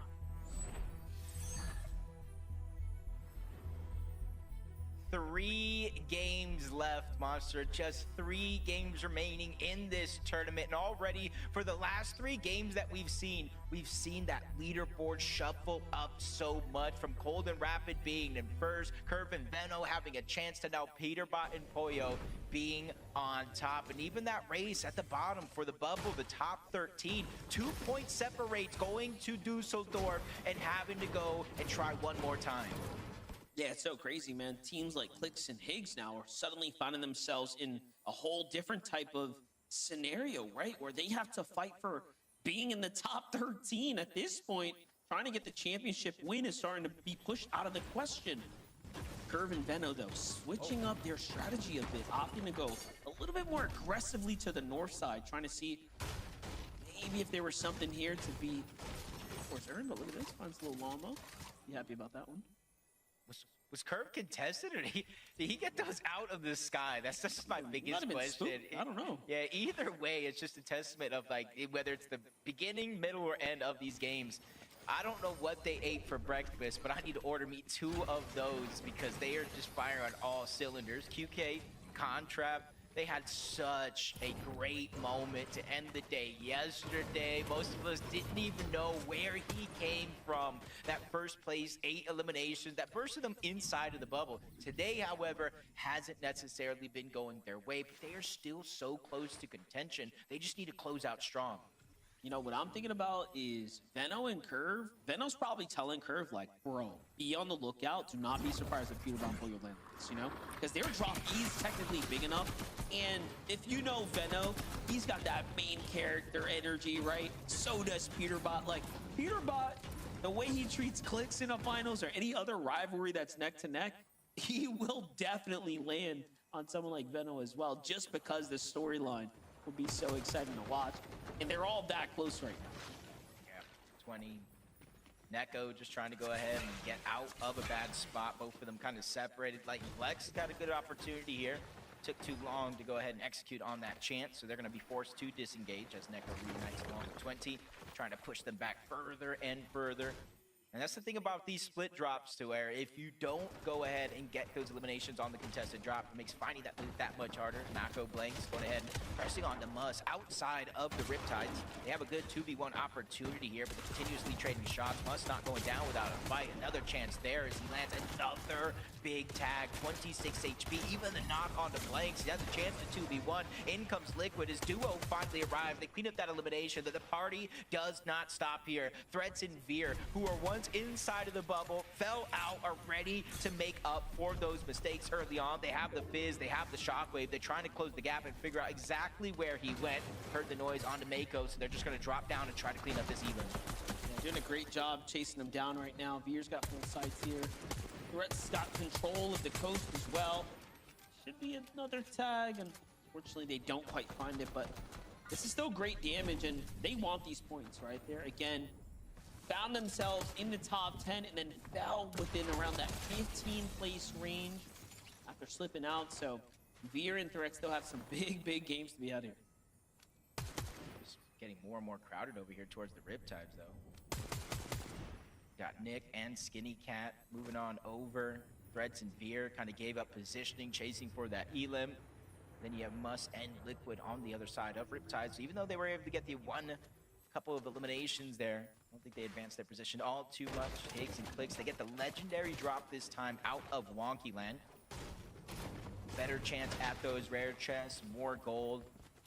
And already at their POI, they almost get maxed mats at that mini game. They have the Wonky Wheel, so they have everything they need in terms of finding success. And early on, obviously, it is only the first zone. It seems like it is moving on over the western side of the map. Last time we saw them pull a zone like this, though, Jacob, they did win the game, right? If it came this way. Clicks and Higgs calling on some connects here to try to make something big happen at this point.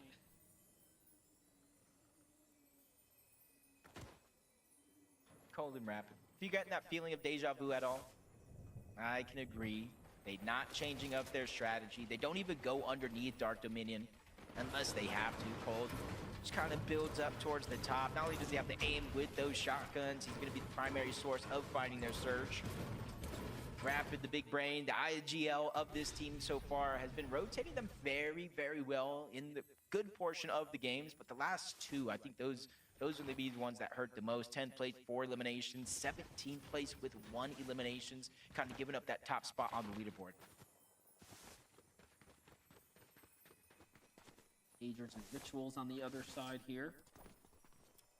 Bit of a quiet rotate for them right now, but they're close to this Dark Dominion, so I am curious what the strategy here is in the coming moments. They've almost continued to position themselves around some of that competition up on the standings. Acorn and Bolts on the other side. Bolts is very situated right now. Yeah, I think he looks down towards Wonky Land, but you can kind of see that big base over towards the Ferris wheel. It's fully blocked off for that direction, so no easy peeks for him there. Has to look elsewhere. Over towards Latte Landing, though, where Power and Penta make themselves known. At the Reek and Cooper drop spot, back on over towards that launch pad, typically where the primary source of rotation goes through. Cooper down below, tries to go for a cheeky shot on the Power, but he regrets that one momentarily. Pressure continues to fly his way, but Reek was able to find an opening onto Power, gets the shield on just like that. But they're just taking so much damage from the Storm itself. Yeah, they have to get in the same box, heal up with those flashes, because they were one shot away from going down. One healing separates them from the top 13 lane spot right now.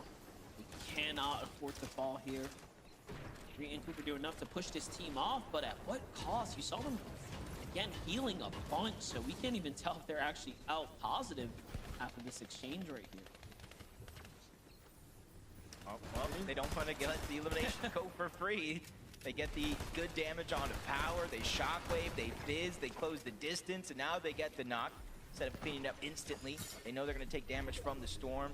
Let the Siphon do its thing. Reek's going to go on the chase. Sees Penta trying to run away, and he's just trying to follow suit. Only thing is, he only has one shockwave left, so yep, he's going to have to use the fizz to really make that shockwave worth it.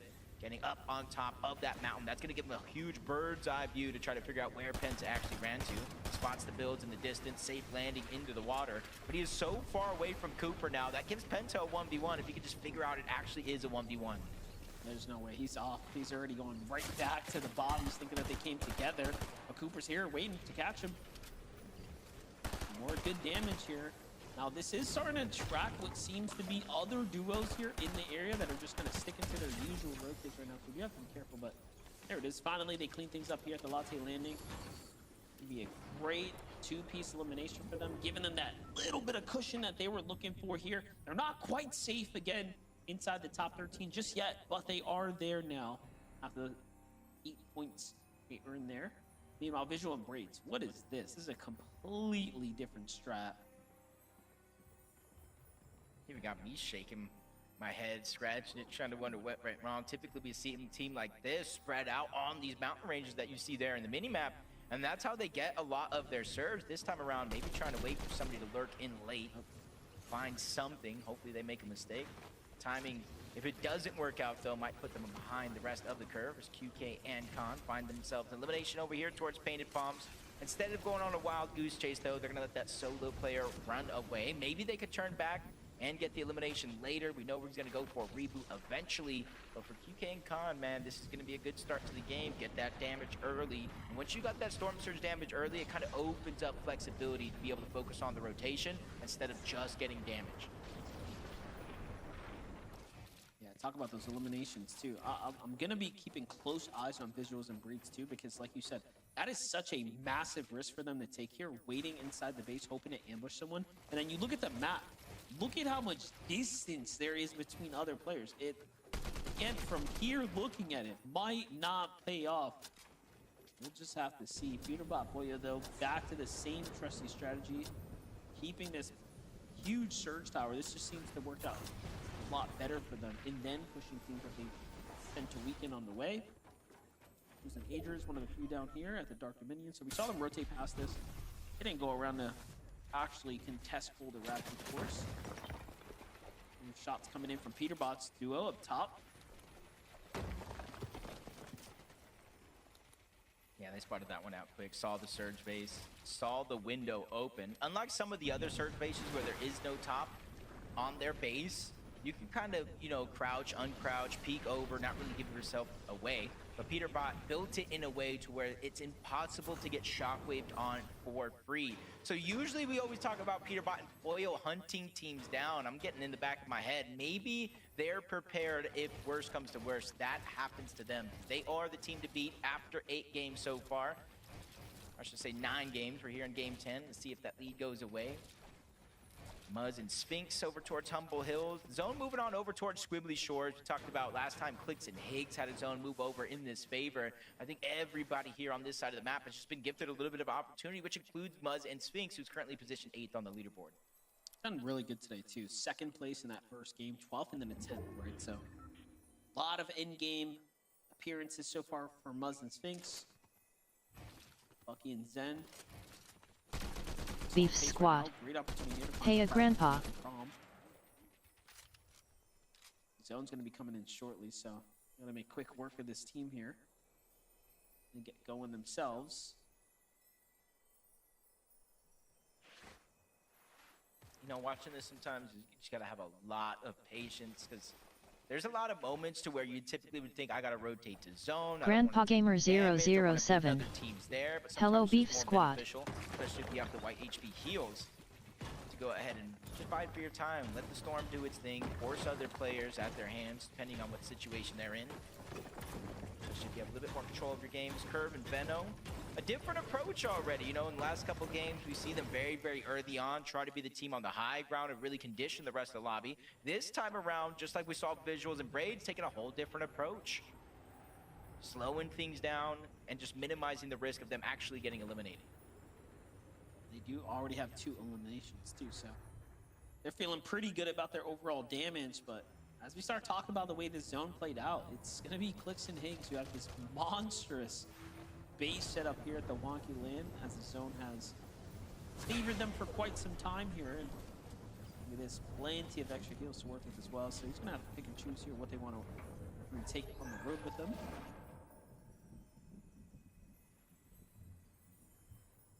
Plenty of time to wait. See, zone is pulling towards the south.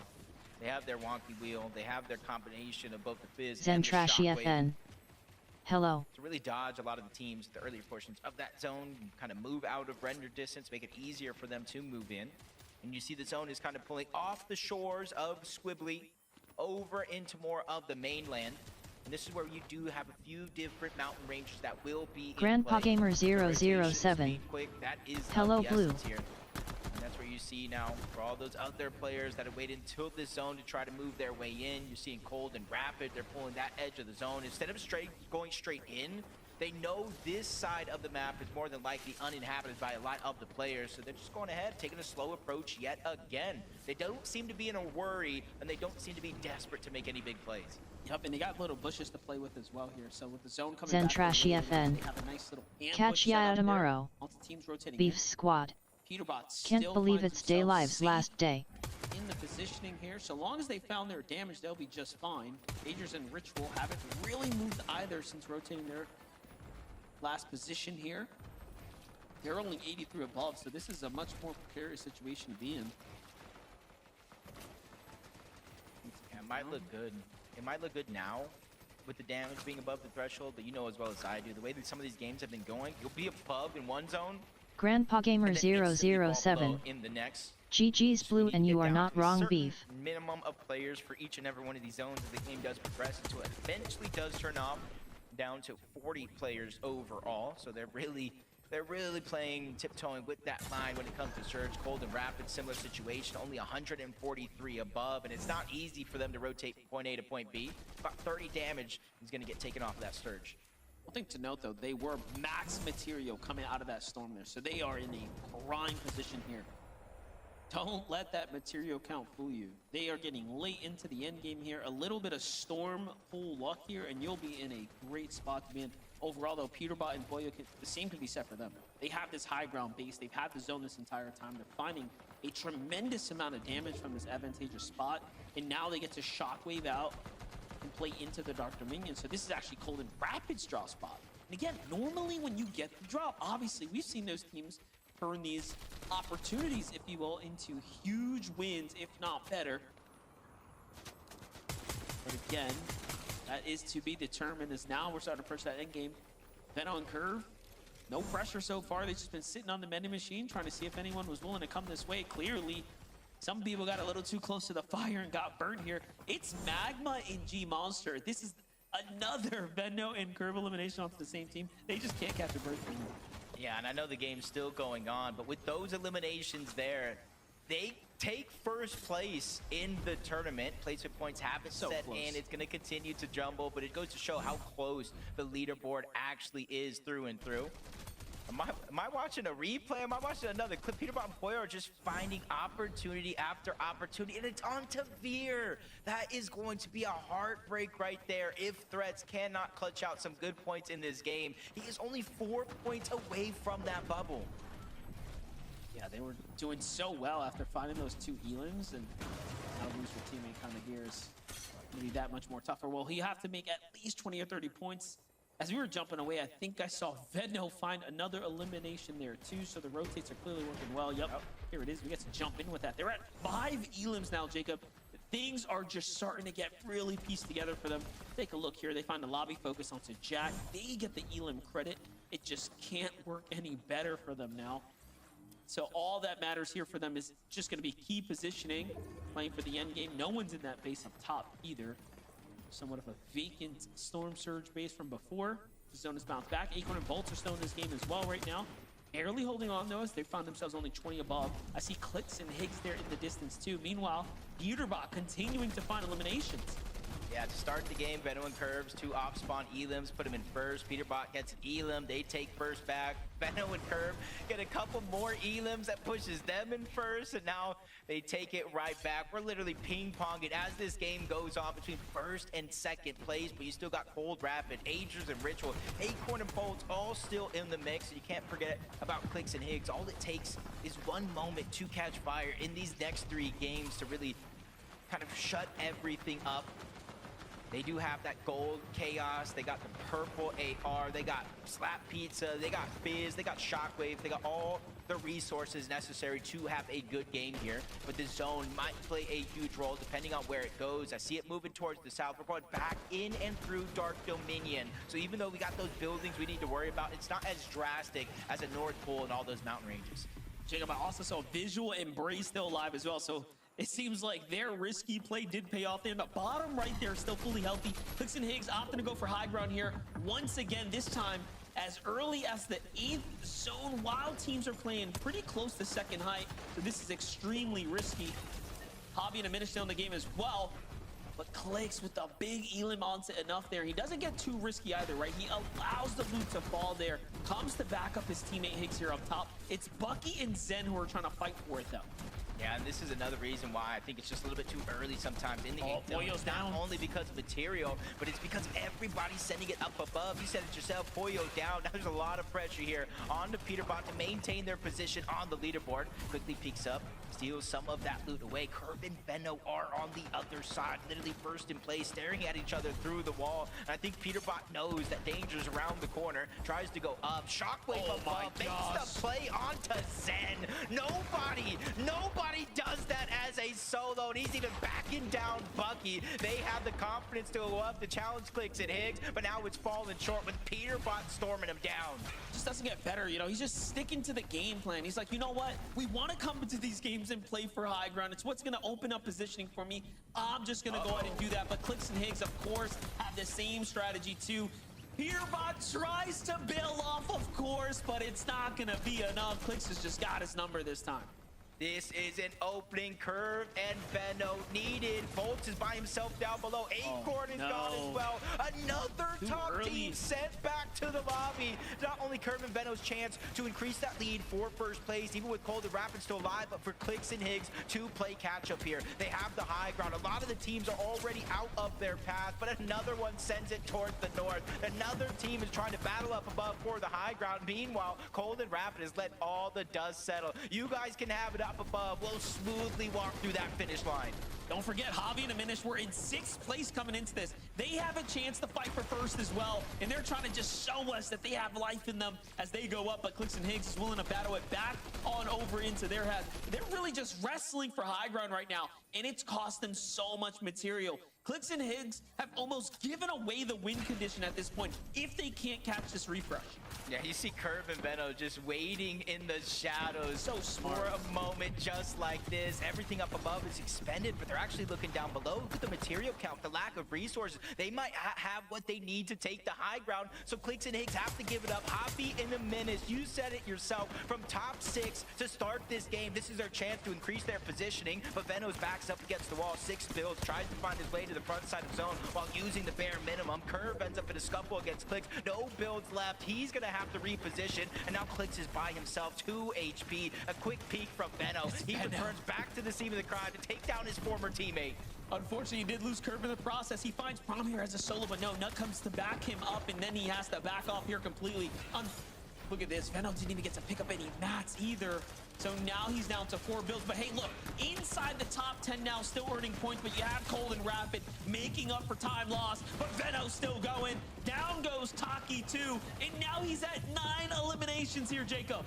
This is a legacy at its finest. And Veno is really trying to put on, not only for himself, not only for Curve, but the entire EU region, saying, hey, look, it could be that easy. Cold and Rapid, though, still a big pain in their side, but Rapid goes down. Muzz and Sphinx drop down from above. This is literally chaos at its finest. This is crazy. The points here being added up. Meanwhile, Veno is just soaking up placement points because the lobby's doing the hard work for him. And he goes into monstrous shot onto Ritual. Oh my gosh.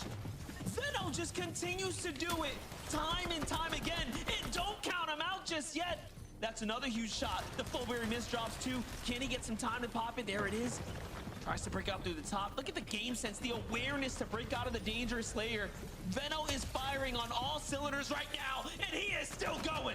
I can't believe what we're witnessing. Veno is taking over in this endgame, but he has to be careful. The only solo left. He don't come for a finish on the other side. A huge shot's gonna be fired. A Minish goes down. It's a 2v1 monster. How is he still doing it? How is he managing to earn these points? He's trying to get it back in blood. He might actually get this elimination here too. Zipta falls down. Void's all weak. And he gave us the performance we were looking for there, Jacob. Gosh. Oh my gosh, Monster, I needed a moment to breathe there. My heart is pounding. I'm not even playing in this game, but Veno came to NA. He is taking over. He picks up Curve, and this team is a bulldozer in these NA lobbies. They're single-handedly taking down top team after top team by themselves, but Zypta, Void, they deserve all the praise in the world, Zeke. I am at a loss for words. Obviously, we want to talk about Veno, but we need to highlight Zypta and Void. Oh my gosh, the chaos that was that game. And literally, Veno is just mowing down players left and right. And at the very end, it is a 2v1. Zypta Void, they take advantage of that, right? They say, hey, look, if it's just you, even gods can bleed sometimes. We'll walk away with the victory royale, 219 points. These guys are looking to secure themselves a spot going to the summit with only 2 games left to go. This puts them in a really good spot, Kelly.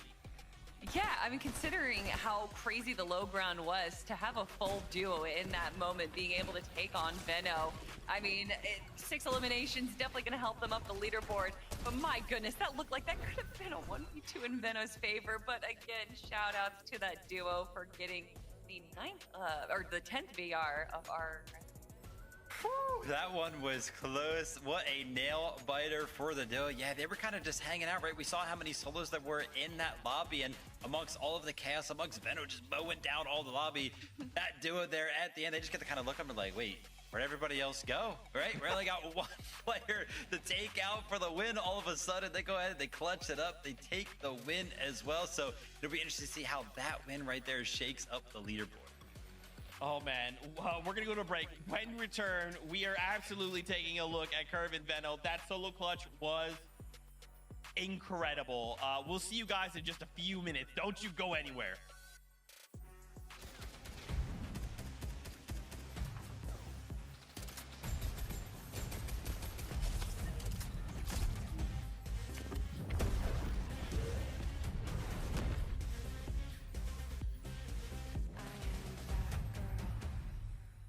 No love songs, just a war cry by. This is my world, watch me arrive. Watch me arrive. Watch me arrive. Watch me arrive. Two teammates have his back. There's Ash. Gets the drop on Amarius. Stays alive. They're targeting up Vanya. 3v1.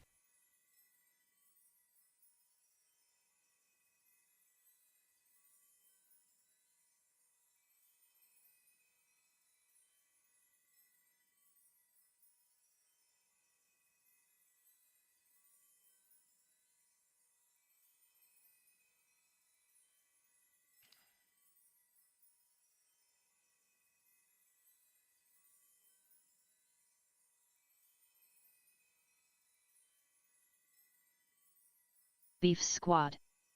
GG's, what a match.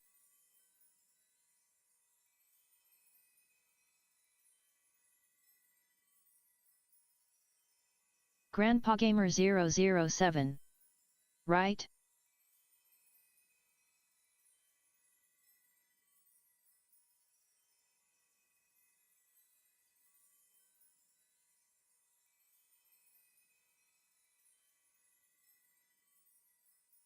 Grandpa Gamer 007.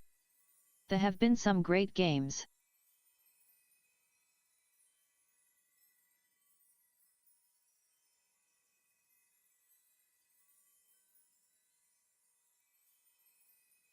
Grandpa Gamer 007. The one with Taylor wins though.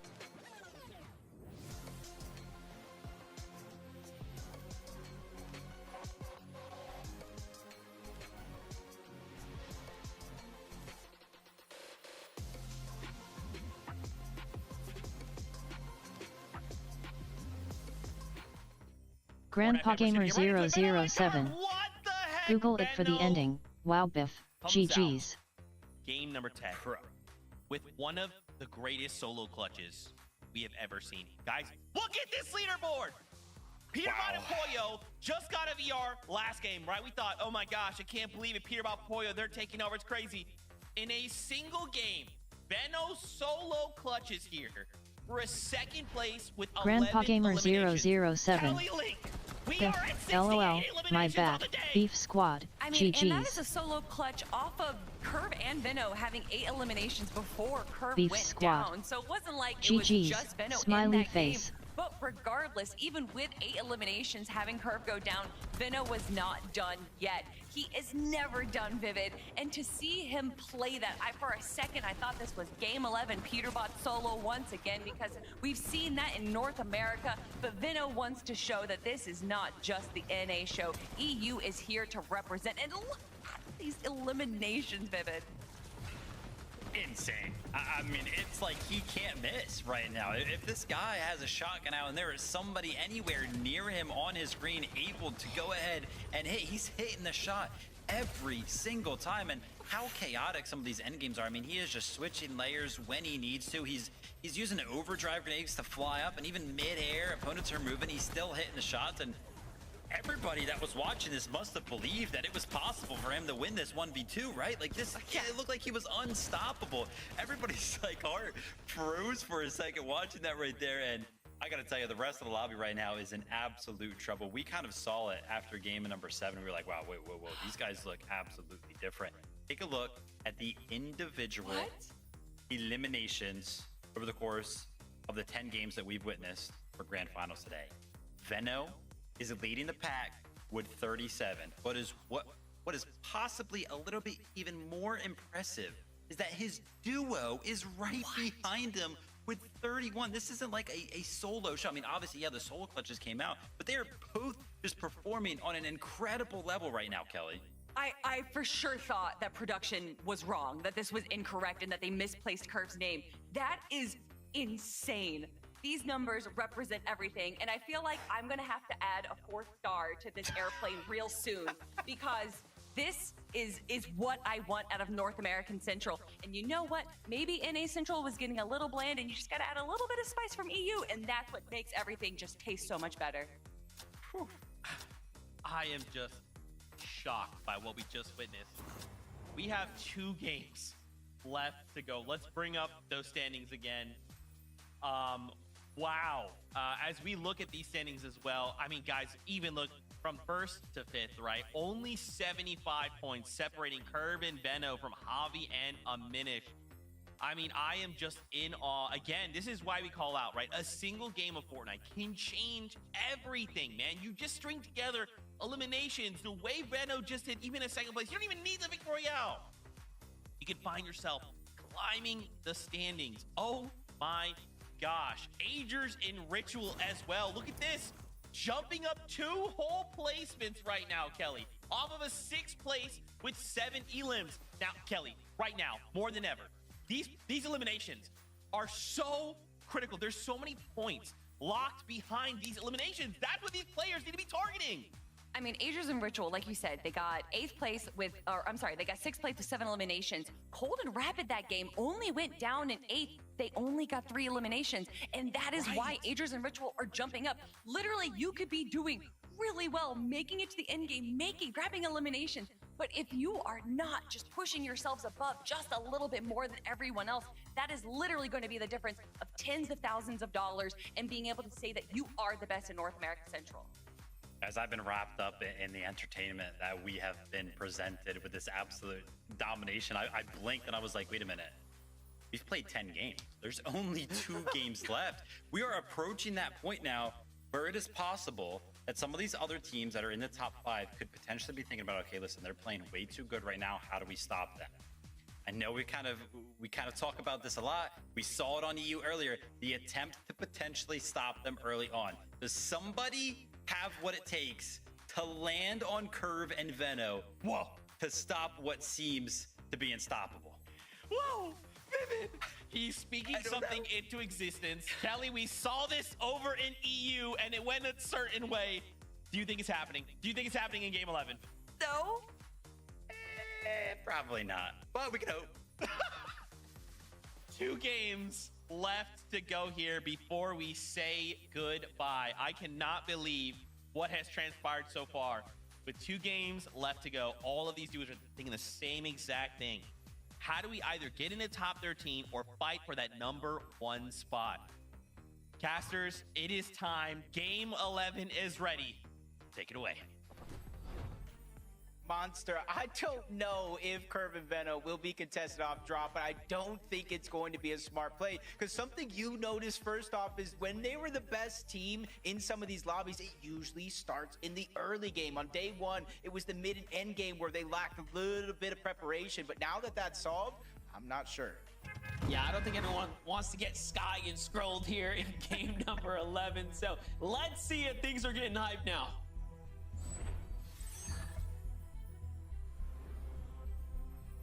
Two games left, Monster. 2 exciting chances for anybody to rise up the leaderboards. And before this moment, we had a very, very close tournament. 6 Nova points Echo difference, 12. But after Curve You and man. Veno, and Veno is just phenomenal solo play. They have almost a 50-point gap. See, but that's the thing, you know, when you listen to Veno speak, he was actually saying Curve was due for the pop-off. Curve is gonna have his moment. Nova Echo Little 12. did we know. Really love your content, Vibes. Just dropped a follow. I'm planning to bring a few friends to your next stream. Reach me here on Discord. Nova Echo 12. Grandpa Gamer 007. We're just seeing them You. just outperform like Grandpa Gamer and you love to see it 007. too, because it's well Dude. deserved. And the competition overall is extremely close. But okay, Jacob, let's get to some of this action here. Paper and Resi are still fighting for a qualification spot for themselves. That was a great two-piece elimination. Yeah, it's just unfortunate. That side of the map isn't necessarily my favorite. Whether you're contested, uncontested, or simply just win the fight doesn't make it any easier at all. Blake and Preston still on this side of the map. Going against the Tick and Mafia on the south side of the Frigid Fortress. Good damage onto Preston, though, giving a huge advantage on over to the other side. But Mafia has a huge chunk of HP missing as well. And this is where the lurks are starting to come in. But the longer you lurk, the longer you fight, those third parties will become a huge factor. And Pen and Jack already making their way on over. Yeah, Pen and Jack have been all over these fights here. They've had success. They've had some failures. So has Mafia. Look from Blake's perspective. Just kind of leaving this one out, trying to see. Misses the most important shot, though. Any little touch there, he could have sneezed on the Tick, and it would have been a big up. And Preston didn't even see him run past him either, so they just seem to be a little out of it here for game number 11. And Pen and Jack not too content with the extra shots they're hitting inside of there. I think they learned the lesson last time. So they're off to disengage now. Still got Scare and Osid at the actual Frigid Fortress just towards the north. They were the ones that, essentially the last ones standing after everything had settled, but just literally one room away. Preston and Blake, I have to imagine they know each other are here. Even the Tick as a solo, they only saw one elimination in the feed. It's about where is he at. Every single person in this scenario, Monster, is one shot away from going down or getting eliminated, and that's why you see the careful approach. But maybe Preston hears something on the other side of that wall. He's trying to tiptoe, take his time. There's a full window open, a clear shot. They double attack from both sides. That was actually a smart way to approach that from Preston and Blake. I'm thinking Preston was looking through the cracks in the brick like, yep, I see an angle, bro. He's in here. Let's go for it. And it ends up working out. Squibbly unlocked, of course, by Peterbot and Pollo. Let's see if they end up doing a big surge base or rotating out early. Try to get a fight for some surge. Maybe even some points, of course. All in all, though, oh, they're going back to that strat where they just push Chris and Drew here, who are kind of based down right now. Yeah, and honestly, unless you think something unordinary is going to happen with Venno going down early and a lack of eliminations, one of the big ways to come back, especially for a team like Peterbot and Pollo, is through eliminations here. You talked about it yourself. They've fought this one before against Chris and Drew. They got in eliminations, but they've also went down or down to low HP, making the surge not necessarily worth it. There goes another example. They're 100 damage gone just like that. Pollo having to slow things down, trying to heal up, but Peterbot's relentless pressure gets the double edits towards the top, forcing Drew to fall down yet another layer. But we've seen this happen a few times throughout the weekend. Eventually, Peterbot and Pollo do disengage, but I'm not sure that's going to necessarily be the case. They trade shots again. Another 100 damage landing onto Pete. Yeah, one thing Chris and Drew have done is play defense very, very well, right? Like, every time we've watched this fight go down, they actually haven't fully eliminated this team. They have managed to defend themselves more than well enough, and Peterbot and Pollo say, you know what? You got it, bruh. Once again, and they just give it to them because they know, too, that going back and forth is not worth it. They wait until they're ahead, and they say, all right, we're going to take the surge positive and dip out. Sometimes you got to take the little victories. And hopefully they accumulate into a massive victory at the end of the game. So jump on board Threats and Beer. To start the day off, they were inside of that top 13. They slowly fizzled out, but as it stands now, 14th place, 264 points. 13th place is only 6 points away. So if they were able to clean up those eliminations, they would move inside of the bubble as the game does progress. On one side of the map, you can kind of see what is on the line for some of these players, and they're really just trying to put it all out there, and they leave no regrets left on the table. Carillion seems to be by himself. Not sure where Jargon's at. Possibly eliminated by QK, but they break into the same box. QK almost goes down, but he's able to not only survive, but get the elimination onto Carillion and basically tell him what he really feels. Yeah, I was trying to find Carillion on the standings. Definitely is one of those teams on that bubble area. They haven't had enough time to really focus in on their performances, but either way, getting eliminated now in game number 11 is going to be a massive setback for any team here and now. Jumping back to this right here, Peterbot. Boy, I don't think we've seen them actually fight Skittles' team at all. So Skittles somewhat caught out of position here and into the drop. Okay, this is exactly where Peterbot wants you. They know they're not going to have teams here, not this early.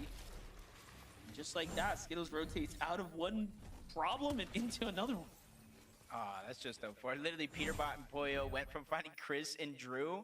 I don't know why they disengaged, but Chris and Drew went one way, Peterbot went the other, and basically attacked two different players on one team, sent them right back to the lobby. Another heartbreak moment here in Game 11, basically leaving it all to the 12th and final game for some of these teams that have been eliminated early on. And as you can see, 74 players up, Monster. This one looking to move at a little bit of an accelerated fashion than some of the other games we've seen so far. Okay, I did find Carillion and Jargle on the standings. They're actually in 13th, holding the line with 270 points there, Jacob. Now, the jump above them is Rhea and Cooper, who have a 30-point cushion, it seems like, for 12th. But it is super close from basically that line up and down. Maybe watching all the teams below you, probably even some of the teams above, just hoping they go down early, kind of ease the pain. But you can see the big difference here from Rapid and Cold and some of the other teams. Rapid literally buying out the mending machine, and then they kind of bring all the heals up towards Cold so he can kind of watch them, kind of leaving scraps essentially for anybody else that tries to rotate through and grab that mending machine. Just jump on board Void. Looks like he's getting chased down by a Beeb. Nowhere near his teammate just yet, but he's trying to use those shockwaves to close the distance. Just look at Zipper's points too. Overall today, having quite the performance here. Obviously, after that last victory royale, in a 5th place before that, they've just propelled themselves right into a potential land qualification spot. Now, they still have a little bit of a ways to go, but if they can continue to play well, they will be up towards the top here in the next 2 rounds. Visuals and Braids slipping down the totem pole. They were holding that 3rd strong for so long. These last few rounds have just been a bit tough for them. Yeah, they have a bit of a cushion, almost 100-point cushion going into the last 2 games, but almost leaves you scratching your head. They vastly changed up their strategy from day 1 going into day 2, where they would typically set up here for a long time, just getting little tags that adds up to a good amount of surge. By the time they rotated towards those moving zones, it made it a little more free to do what they want. But more and more teams rotating over, even to close the day out yesterday, lurking on them, getting those eliminations, forcing in the back of Visuals and Braids' minds different things to go out. But they're going to go ahead and get that drop early on, just at the edge of zone. And this could be a blessing here with the zone moving towards the north. They're already set up on one of these mountains, and every team south of that line has to rotate either through Visuals and Braids or to the left or the right. And this is definitely the better spot to be in. And, you know, this is arguably the best spot to have a monster surge base, but they seem to have gone to keeping more of a low profile. They're trying to mix things up. And if I had to guess, teams just changed their rotation strategy, right, coming into day 2. And maybe that's why Vision Breed is having a bit of a harder time, whereas yesterday, while everyone was caught off guard, strat worked a little better. But for Peterbot and Pollo, they're fighting for points here. It's the Squiggly Shores. Obviously, their domain. Doing a good job so far. Peterbot just using a couple of resources that are around. Taking that spicy fish, getting a little bit of a movement boost that can help him try to break into some of these boxes. They pressure out Muzz from 2 different angles. One shot can connect from Pollo. Peterbot still holding it down, leading some of those Thunderburst shots through, getting him down to just HP. And with the zone here, yeah, it might only be a 1 tick, but it's going to increase the worry for Must. Liquid tries to go up and make a play onto Peterbot, but he gets cut short as well. He has no choice but to try and disengage. He basically gave up any hope of him and his duo either taking down Peterbot or surviving, so he moves towards the north, saying, hey, if you're going to eliminate him, I probably already have the goal. Let's just start working on plan B. Yeah, look at that. And little did they know that he actually fully dipped on his teammates. So he could have stuck around and finished it, but not worth the risk. Really showing you, too, that, like, Peterbot and Pollo are really trying to play for an end game right now. They know that, hey, the points will come. We just got to keep winning. Muzz and Sphinx, you know, Muzz, at least, you know, in the last major 3 in trios, qualifying in the last game of the day to make it to globals. A much better position, 7th place, 430 points on the leaderboard. Just needs to be able to close it out strong in the last 2 games. Listen and Aloe in the mix as well, just trying to float above one of these teams. They're going to be in 23rd place, 214 points. want to say roughly like 56 points away from getting inside of that bubble. That's definitely going to help him tenfold. Raven does go down. Aloe already trying to shockwave over. CDZ realizing the shockwaves are coming in. He's going to try to disengage himself. Can't be the hero in a situation that started so fast. Unfortunate turn of events here for CDZ and Raven. They find themselves at the bottom of the standings here, but hey, all of this is experience gathered and effort learned. So Aegis there find G Monster in the feed. So Aegis continue to do what he needs to earn himself some points to continue to fight his way back into first. It's neck and neck up at the top. No teams can make a mistake now. If you're Acorn and Bolts, you're gonna need to have those big game wins as well. Otherwise, the dream is out. Yeah, which is surprising to start this day. We're talking about the phenomenal play from Bold, solo impact, him and Acorn's ability to remain consistent in each and every one of these games. It's just something went wrong today. You know, compared to yesterday, they had a 32nd place and 19th. They did make up for it in a moment with a third place with 5 eliminations, but now they're 98 points away from first place. 2 games left. Almost have a little bit of control over their destiny. They really got to hope for Curve, Veno, Aegis, Ritual, Cold, and Rapid. A whole slew of players to have a much worse performance than they've had so far, even on average. As Aegis and Ritual rotating back on over towards Sandy Strip. Another team, uncontested drop. They really have conditioned a good portion of this lobby to stay away from this mending machine. You know, and I'm just thinking, Javi and Diminish actually jumped up a placement point last game as well. Their average placement so far in the tournament is 8.6. The best of all the teams right now inside of the top 5. That is a pretty impressive stat, just kind of taking a surface glance at it right now. Everyone else, though, clearly, though, has way more elims. That's why they have the higher points overall. But still, Javi and Diminish playing exceptional right now. It's a great time to just start checking in with them. What's going well with them? Why can they keep making it work here? It seems like the Frigid Fortress is treating them very well. Yeah, and honestly, an unlikely duo coming into this one. You know, at one point it was Reet and Javi, and Minish with a whole other player, and Reet goes ahead and says, hey, Cooper, you want a duo? We're not playing as well as we would hope. So he goes a separate way. Javi and Minish, they form just in time to have a phenomenal performance in play-ins. They followed up with a good performance in heats, and already continuing that trend here with a top 5 position on the leaderboard, 75 points away. What could be both of those players' first FNCS championship. But again, when you look at the leaderboard on the right, it's just so close, not only for the actual first place on the leaderboard, but to the top 13 overall, where you see 13 and 14th place have already been eliminated out of this lobby. And honestly, you don't want to look back at this moment, Monster, saying, hey, I had the chance and I wasted it. Yeah, most definitely. And I'm actually looking at the standings just for like Javi and Diminish's, you know, placement performances. They actually have 2 second places in there, and last game obviously pulled that 3rd. So they have come close to a win multiple times now. We will be keeping an eye on them. But with Cold and Rapid here from the Dark Dominion now to this new draw spot so far, it seems to be playing off relatively well. They have 400 damage above, plenty of material, and they actually pull zone. Okay, this is really good for Cold and Rapid right here. They actually needed a little bit of luck, and it seems like it's playing off. Yeah, I'm thinking in my head, the only thing they're missing is a little bit of high ground, but it's Cold and Rapid. When do they ever play on the high ground? Exactly, they get what they want.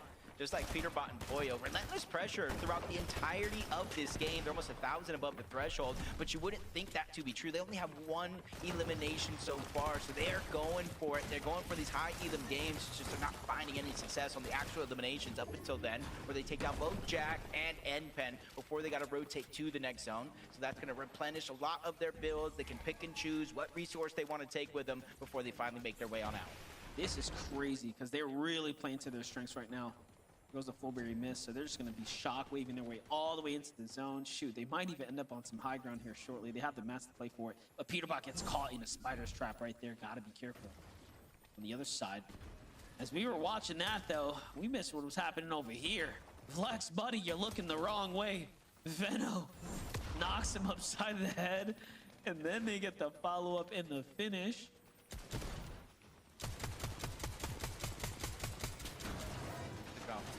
corner. Bolts quickly rotating in towards the zone. And they're using that as a quick second here to look back. Seeing anybody that still has the journey to make, like Dolzir and Ishu outside of the zone. They're just pressuring, trying to make it harder for them to not only make it in, but even if they do, they're not going to make it in healthy. Another elimination towards the side. Slepsy and Wage was able to pick up one.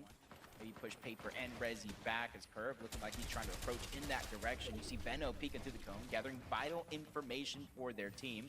And you can see Benno and Curve are the only team who haven't been hit by any surge so far in each and every one of these games. It's just going to show that early game presence by Curve and Benno is paying off tenfold.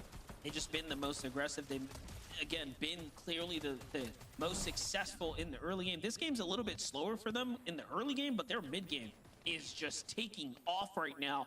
They are in another prime situation to play for high ground here in the end game, and we know what they do well. They play it late. They let people get their first, little taste of height, and then they come in and put their influence to the test. Rapid and cold, though, much different strategy for them. We've seen them play low ground, time in, time out, front side, dead side, you name it.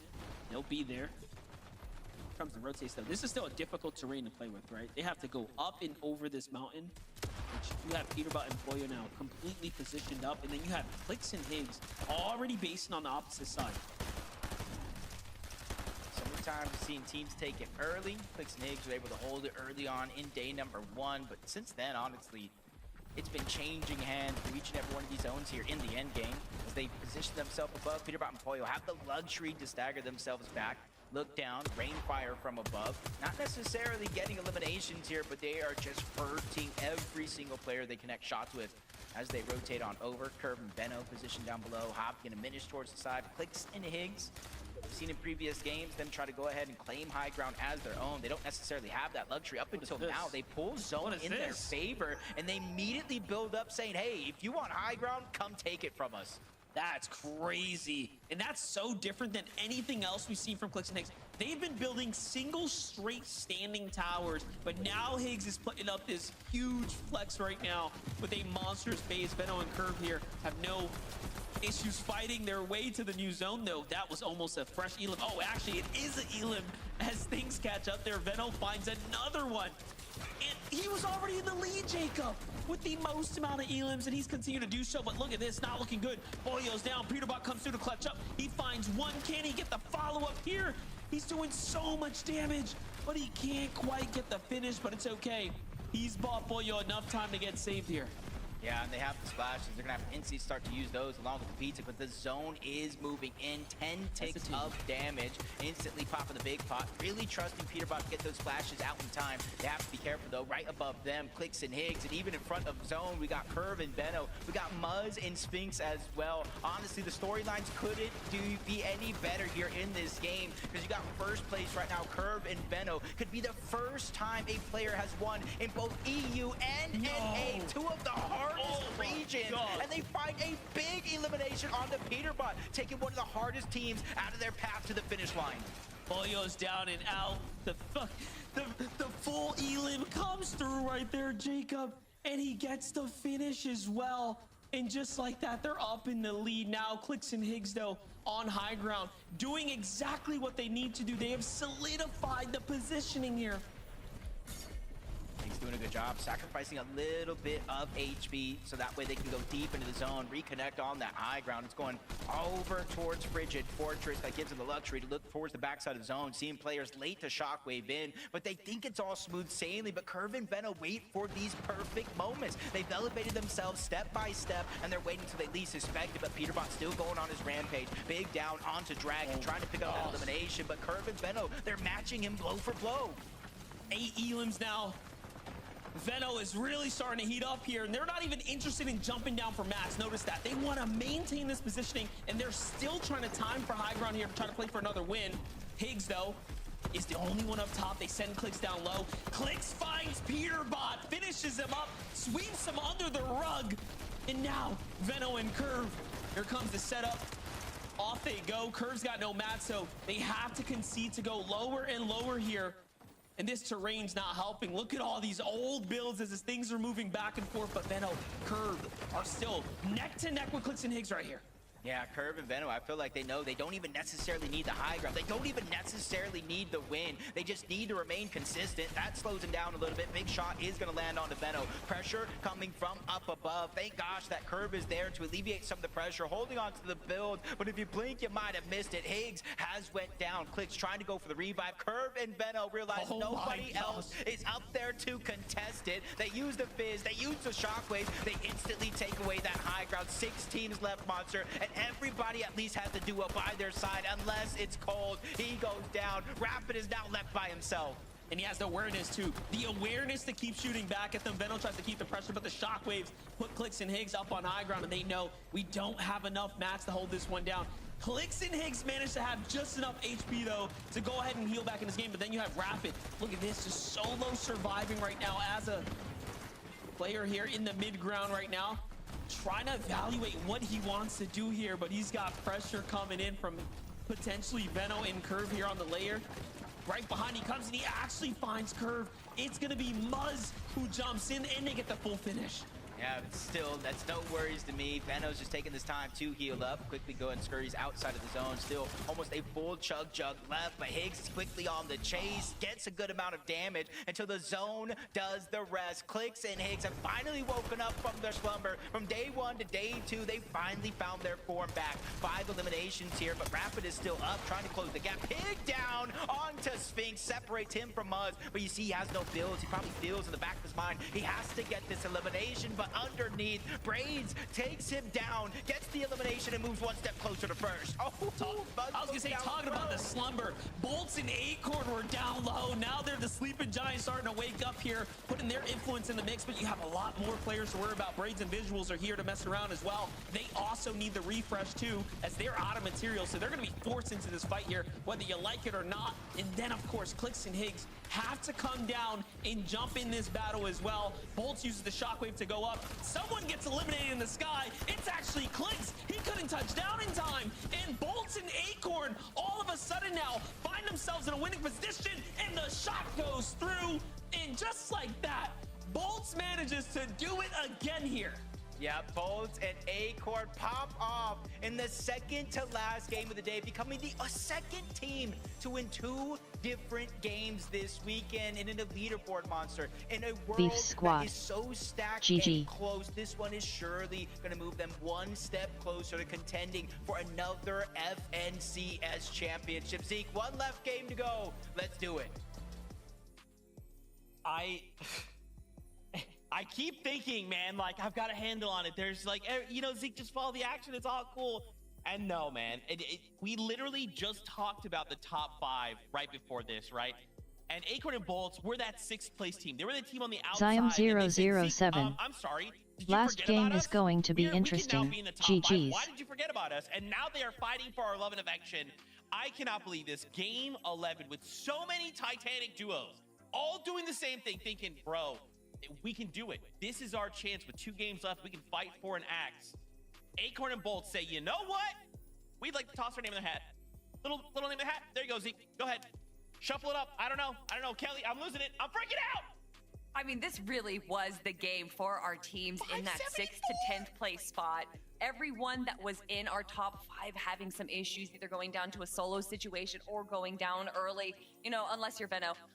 But this Acorn and Bolts that were just right outside of that edge, making sure that they're just playing the low ground. They're playing what they do best. They don't need to be disruptor. They don't need to be getting all these eliminations. They just need to make it to the end game right there. And Bolts once again going to a solo, improving that he is going to make sure that him and Acorn stay at the top of our leaderboard. So funny. Game 11 there. I mean, we're just watching all the chaos kind of unfold on night. Oh my gosh, Peter Bot's trying to hold it. Flicks and Higgs, they go up for it. Benno and Curve, they start to get active. All this stuff's happening. Elim. And then we take a look at where everybody else is at. Acorn and Bolts on the low ground. 100, full healthy duo. And they finish the game just like that as a duo. Incredible stuff for them to kind of re-enter the conversation, not only in that game specifically, because they didn't even know they were alive in that game. All of a sudden, it's like, oh my gosh, they're chilling on the low ground.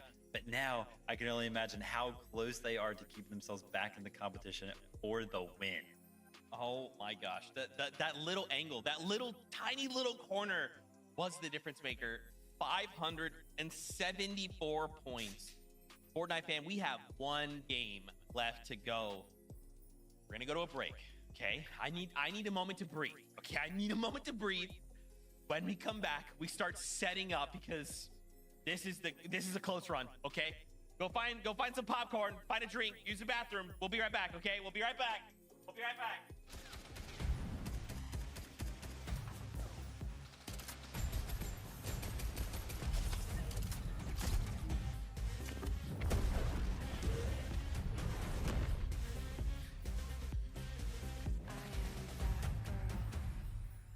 No love songs, just a war cry by. This is my world, watch me arrive. Watch me arrive. Watch me arrive. Watch me arrive. Two teammates have his back. Where's Smash? Gets the drop on Amarius. Stays alive. They're targeting out Vanya. 3v1.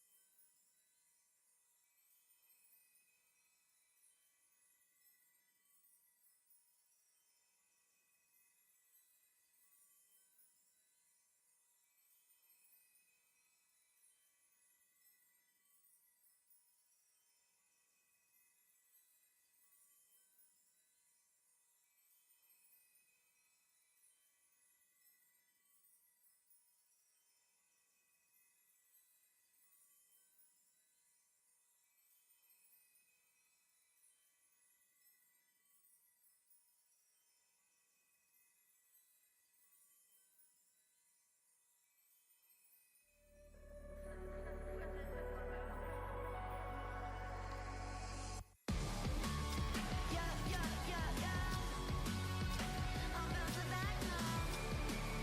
Yeah, yeah, yeah, yeah. I can't hold it back.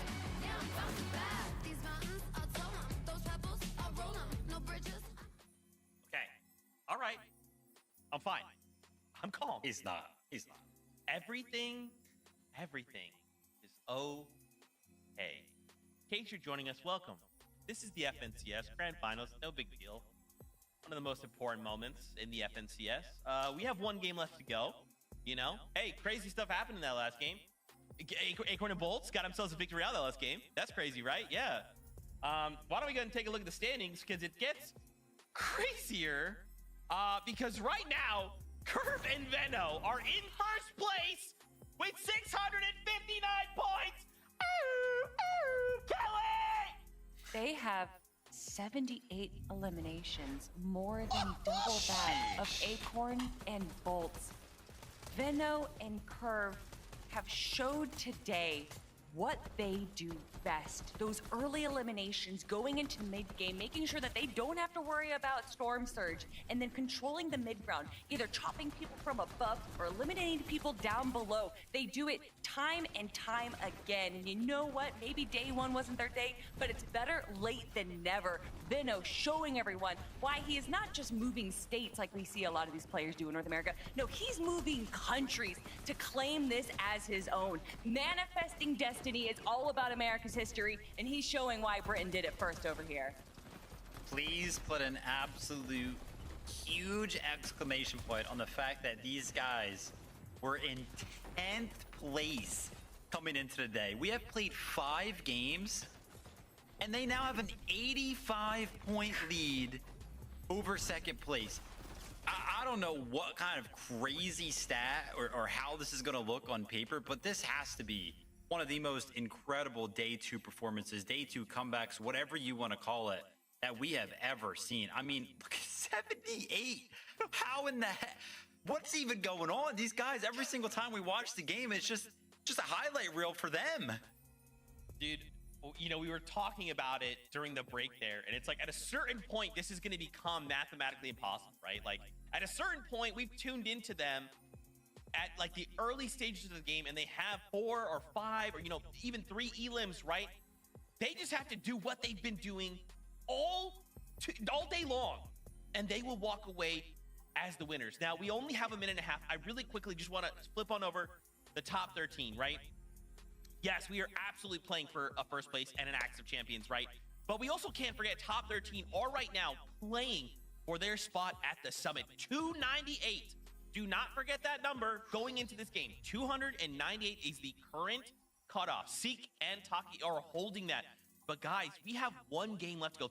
Let's like even just look at Scare and Osid, right? We saw Scare and Osid pop off earlier on, like not even just a few weeks ago.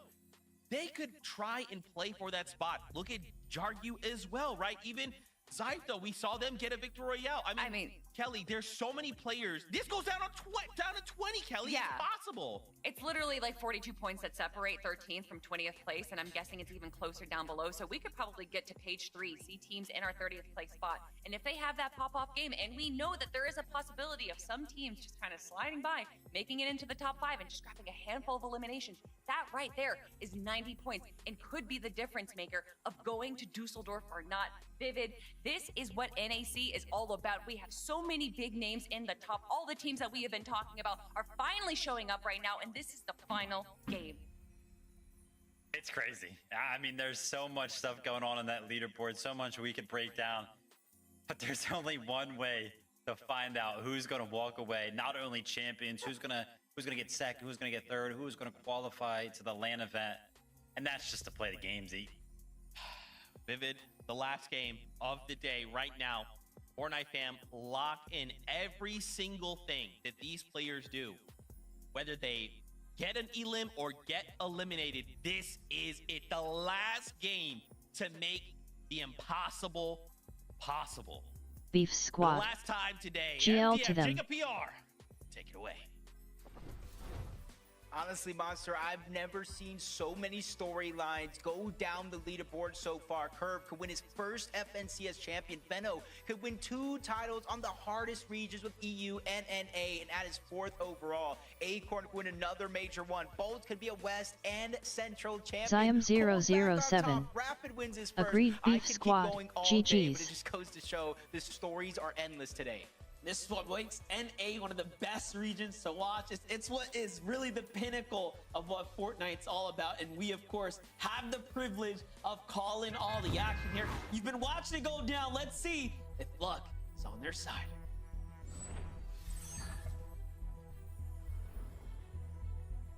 Coming into a game 12 of honestly the most recent FNCS is almost a year now. People always have that same conversation. Who will land on first place? And right now, it looks like we have an interesting situation breaking down. Peterbot and Poyo look to contest Curve and Venno, but Curve and Venno already seen that one coming. They leave, they go to Squibbly Shores, and they get another early game elimination. Zeke said it, Monster. Eventually, this will become mathematically impossible for anybody outside of Curve and Venno to win. I called it. I already knew this was going to happen. I knew that Venno was someone that Peterbot and Pollo like respect at such a competitive level. They would be willing to contest them. They would be willing to try to throw their tournament off. But Venno is one of the smartest players we've ever had, and he will see it from a mile away. So even now, them just mixing up, it's just a safety strat. It's to say, hey, who wants to battle us? Come bring it. We're not afraid to mix it up. We're not afraid to stay dynamic here in the last game. Looks like Peterbot and Poyo going into this game, though, with that elimination, of course, with Venno and Curve. They are 98 points away from an FNCS champion, and that's only playing catch up to Curve and Veno. They still got so many big names in their path that they're looking to take it. They probably noticed that Curve and Veno weren't at the Battlewood. They immediately turn around. They got a hint of what's going on. Maybe they think this is them, but it's Raven and CDZ, a whole nother team. This gives a huge moment here for Curve and Veno to look on over, possibly engage, possibly disengage. The choice is definitely theirs, especially since it's taken a little bit longer than we'd hoped. Peterbot lands a shot, but Poyo goes down. Raven is escaping back inside of the building. That puts Peterbot in a 1v2. Oh no, and the finish comes through as well. And that is not the way you want this to start going down right here. If you're Peterbot Apoyo, you need so many more points. You cannot afford to be get set this far behind. Peterbot, though, in a world of trouble here. Plenty of enemy builds. He's gonna have to back off. Shot through the wall as well. This is, of course, Raven and CDZ's one chance to go in and pounce on him. But Peterbot's back in the mix here, fully healthy. Misses an important shot here, and things are looking pretty south now for him. Yeah, the biggest thing here was Peterbot was able to get the materials from Poyo, but Raven lands another monster shot, getting the shield gone out from Peterbot. He has the minis still there, but he's running out of build. CDZ and Raven really don't have no materials down below, so they can't not fight upwards, so he has to drop down low. Peterbot again trying to take the fight to them as CDZ gets dropped to this. Less than 50 HP, but a third party's coming in, Monster. A third party from the east, from Dark Dominion, looks to interrupt this play. I wouldn't be surprised if it's you-know-who, but give it a second here. Raven CD's even a little too passive now. They had an opportunity to finish up this Elim. They back off instead. Rapid and Cold show up, and they are cleaning up house faster than ever. They find two quick Elims, even shooting the down body just to show and flex that they're here as well. And look at this. They are hunting for poor Peterbot, who's now hiding inside of the factory. Just unprecedented type of end game right now. You never see this level of clash go down here. Definitely not for the likes of Peterbot. He's normally the one hunting. Now he's being hunted. Yeah, they probably saw in the feed that Poyo did go down, so they immediately left their drop spot to beeline it on over. This is a team that's on their tail. Cold is in third place. You see it there. Peterbot and Poyo in fourth place. And it really was asking the question, is anybody going to be brave enough? With the point gap so close, you would really risk your spot on the leaderboard if you were looking to go on the chase. But Veno, Curve, they not only left their drop spot at Battlewood, they left their second drop spot at Squizzly, and they're already going on the hunt for these Elims. They don't want to win after Game 12, Monster. They want to win during this game so they could take a much-needed victory lap. Well, this is crazy. You know, if you just allow them to continue to get Elims like this, which they have done extremely successfully, way more successfully than any other team here on the weekend, they will be too far ahead. We would be asking so much of Cold and Rapid. We're talking upwards of 10, 15 Elims and a victory royale. Give this a second now. So from one team wipe onto another now, Dozier and Escher trying to fight the fired up Veno and Curve here. Meanwhile, Curve has been live this entire time, by the way. Do not sleep on him. This is, again, nothing like we've ever seen before. Yeah, especially for Mom and Pop Curve. Imagine him. Oh, he is eliminated by Cold and Rapid. Peterbot goes down in fourth place, tied with Agers and Ritual. It could only get worse from there, but Veno takes a big shot, but he is not backing down. Ishu gets eliminated. The Siphon comes in. Much needed builds get replenished by Veno. Curve not slowing down, trying to alleviate the pressure. Lands a huge shot on the Zosier and the elimination one as well. 5 Elims, Monster. 5 eliminations here. This is domination at its finest in Major 1 on NA Central. Looking so good for them right now. Rapid and Cold right now on the hunt too, just trying to figure out what is going on here. They're already at 3 Elims as well. So Rapid and Cold are playing so aggressive too. You got to give them credit right here. We know what the task at hand is. We know what needs to be done. And it really does feel like the impossible. It's asking them to pop off right now and go into the upper double-digit elimination territory and potentially win the game. Because for them, it's about the championship victory. Jumping over to Brilliant and Jargo, playing a little bit of the storm fight right here, keeping us busy right now. essentially two sides of the coin. We're watching the battle for first. Oh, Veno's Veno's down. Veno is down, but Curve saves the day. my What gosh. are we witnessing? This is a montage performance. I don't want to call it too soon, Monster, but this is beginning to look like a victory lap for Curve and Veno. The writing's on the wall. You just have to read it, brother. All right? It's whenever you're ready, just let us know. They're at 6 eliminations now. Acorn and Bolts, a little cheeky here, though. Trying to see if anyone's willing to kind of sneak on by to find a couple elims right now. And let's just paint the bigger picture. Obviously, Kurt and Veno off to the races right now. A 100-point gap separating them from the rest of the competition. And then you have so many other teams trying to fight for a land spot to the global summit. It's right around the corner. Who is going to be in Germany? Only the top 13 will make it.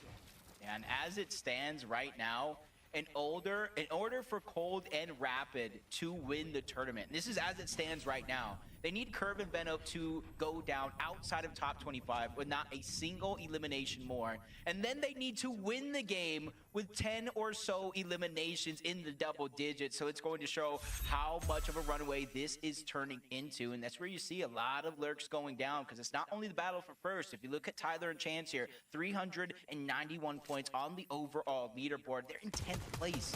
If they go down early, they can kiss their summit spot goodbye. Definitely be really close for them.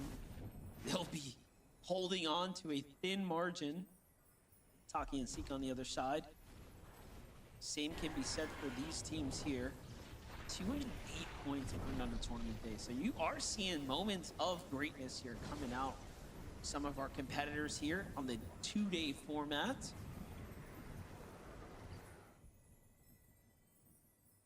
Not gonna make a quick, clean glide here.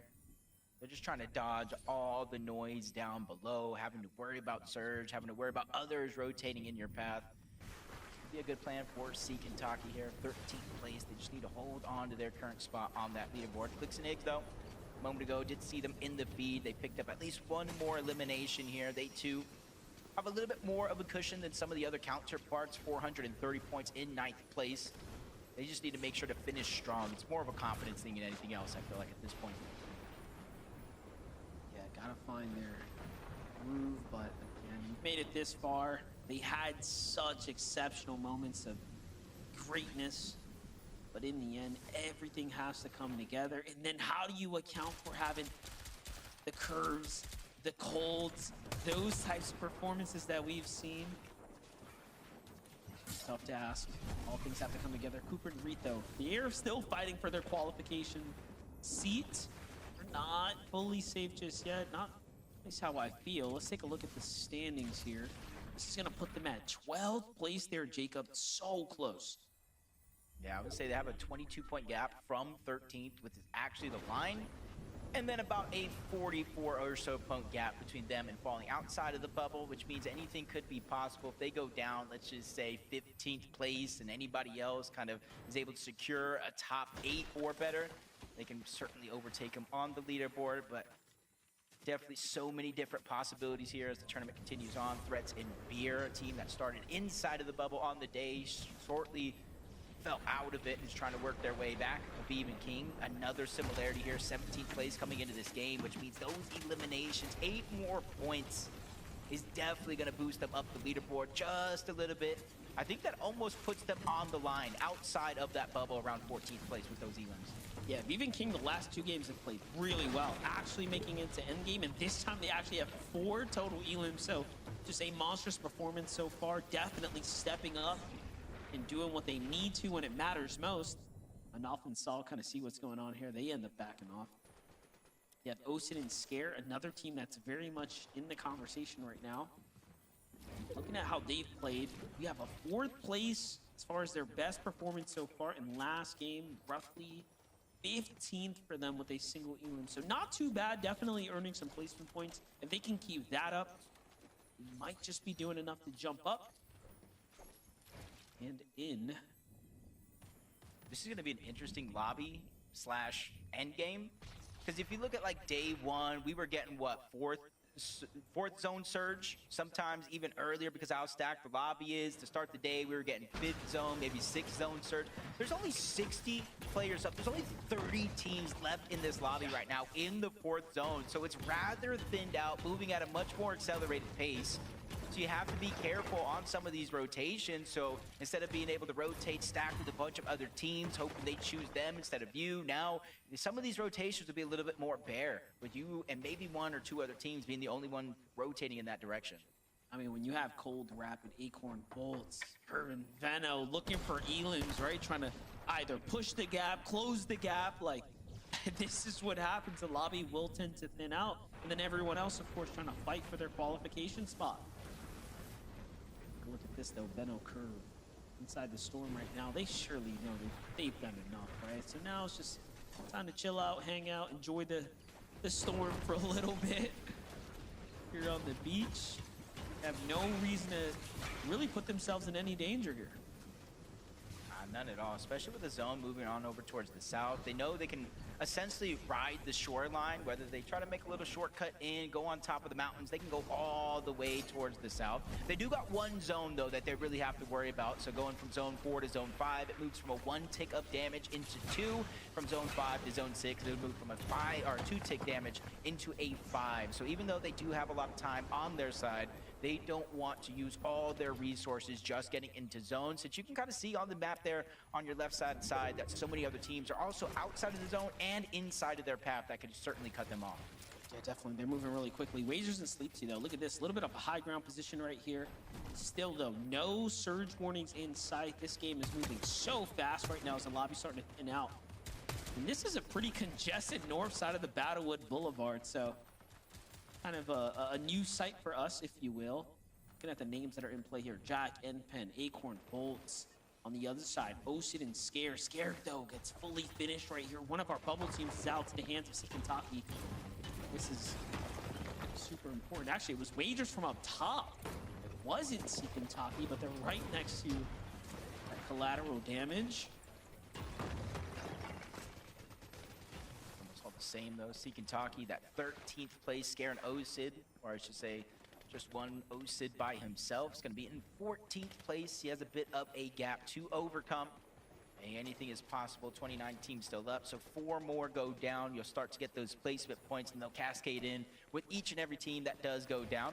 Contrapt's going to fall, and already one less team to worry about here. 55 players left in this game, so there's only one solo running around, and that's going to be Osid. Do what he got to do, though. It's really close, yet so far now. It's all going to come down to, can you earn your way towards the positioning placement points there? Still see Reet and Cooper up in the distance. Agers and Ritual here sitting pretty. Box open, eyes on Acorn and Bolts. Little did they know. Crazy Russian. Hi. Oh, look at the zone, though. It pulls north. Okay, so this is going to be working against the likes of Curve and Venom, who obviously were wrapping far around the outskirts. Grandpa Gamer 007. Trying to get Hi. not necessarily damage for Surge as it does turn on. 14 players do need to go down, but you can see where they stand.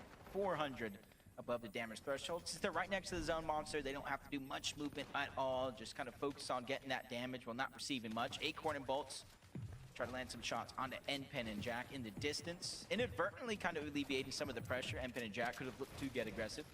Acorn and Bolts 132 above the damage threshold. They sit in 3rd place on the leaderboard, a mere 6 points out of 2nd.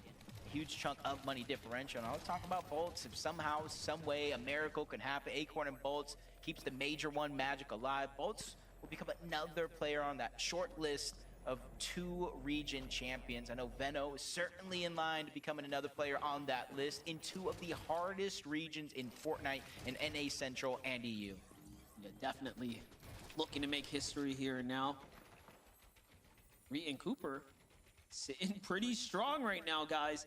340 damage above, safe in the zone, plenty to work with right now. That's the type of position you want to see Reet and Cooper in if they're going to land. Sikentaki on the other side, same can be said for them. Still have a couple shockwaves to work with. Not too many to make it towards endgame, but hey, enough to at least stay in the race here for quite some time. It's all gonna come down to a refresh for Seek and Taki though. See if they can time the rotate. Looking at who's positioned up though, Clicks and Higgs trying to end this one with the splash. Already you can see them poison up for that high ground here, Jacob. Yeah, still, no matter what's been going good or bad in some of these games, they're just continuously one of the teams that, you know, if they make it this far into the game, they're going to contest for that high ground. King and Aviv just outside of that bubble sees two teams with a little bit of a scuffle going on. They try to land some shots before they go ahead and make their way on over. They're just trying to pressure them so that way they don't make any peeks, makes the rotation that much safer. That was Reed and Cooper in that distance. They're 193 above the damage threshold. Inside of that qualification ring, they just need to be able to hold on here, especially more so now with Javi in a minute looking to walk him down. Really close now to earning some positioning points here as well. 28 teams still standing. Curve finds Kingeling there in the feed. Veno super hit up off the rotate here. That brings them up to 7 eliminations. And Curve finding his moment, finding his footing now. These last couple games, I mean, it's been the Veno show, but Curve has stepped up when it mattered most. Even in this game, clutching Elim after Elim, and now finding the follow-up and the refresh that they need to succeed here. Clicks and Higgs, though, just want to do what they can do best. Not the best spot to be in for a team in second place, below the damage threshold. Boats persistence there is able to lead some shots through underneath that cover, get them above the damage threshold. A mere 5, but at least it's something. They're not taking active surge for 25 damage every 7 seconds. Blake and Preston trying to put down some pressure, but only for a short moment. And Bolts is going to be able to hold off. They can do the comb though. Getting this information is going to be vital, but Muzz gets the down onto Clicks. I see it in the feed. Sphinx even gets the cleanup here. High ground changing hands, but it's not Muzz and Sphinx. Right now it looks like Aviv. It looks like Curve and Veno are all fighting for it. Yeah, if you look at it, Curve, Veno come in out of nowhere, just trying to time that high ground, and up they go. Meanwhile, Threats and Beer still fighting to stay in the tournament life as well. Higgs on the left side clutches up a nice little Elim for himself. That's gonna drop G Monster and send him back to the lobby. He might not have enough to make it to land. Meanwhile, high ground is solidified by Muzz and Sphinx, but Higgs gets swiped out this sky, hanging up for a little too long. Acorn and Bolts fighting for second at this point. If you can't take down Curve and Veno now, it'll just be too late. Yep. Literally, this is the moment right here. As soon as they get into the top 15, I almost think it's a wrap, mathematically impossible. Threats drops down low outside of the bubble. I'm not sure he secured enough points before finally going down there. Muzz and Sphinx up above. Reed and Cooper sacrificing the HP, staying outside of the zones. That way they can fizz, they can shockwave, and hopefully get to the front side. But they're just taking so much damage. They don't have the heals to get up to full HP and shield anymore. Muzz and Sphinx still putting pressure from up top. Cooper Reed trying to stay alive, seeking Taki, fighting their way towards a qualification, and teams are dropping faster than you can even realize. We're already up into the top 17 now. Curve and Veno are not stopping though. Another team falls to their hands. It's a Minish and Javi. A top 5 performance was valiant for them on the standings coming into this. But it's Curve and Veno who are fighting for the championship win now. And look at this, Jacob. I mean, they are breaking away with a huge lead.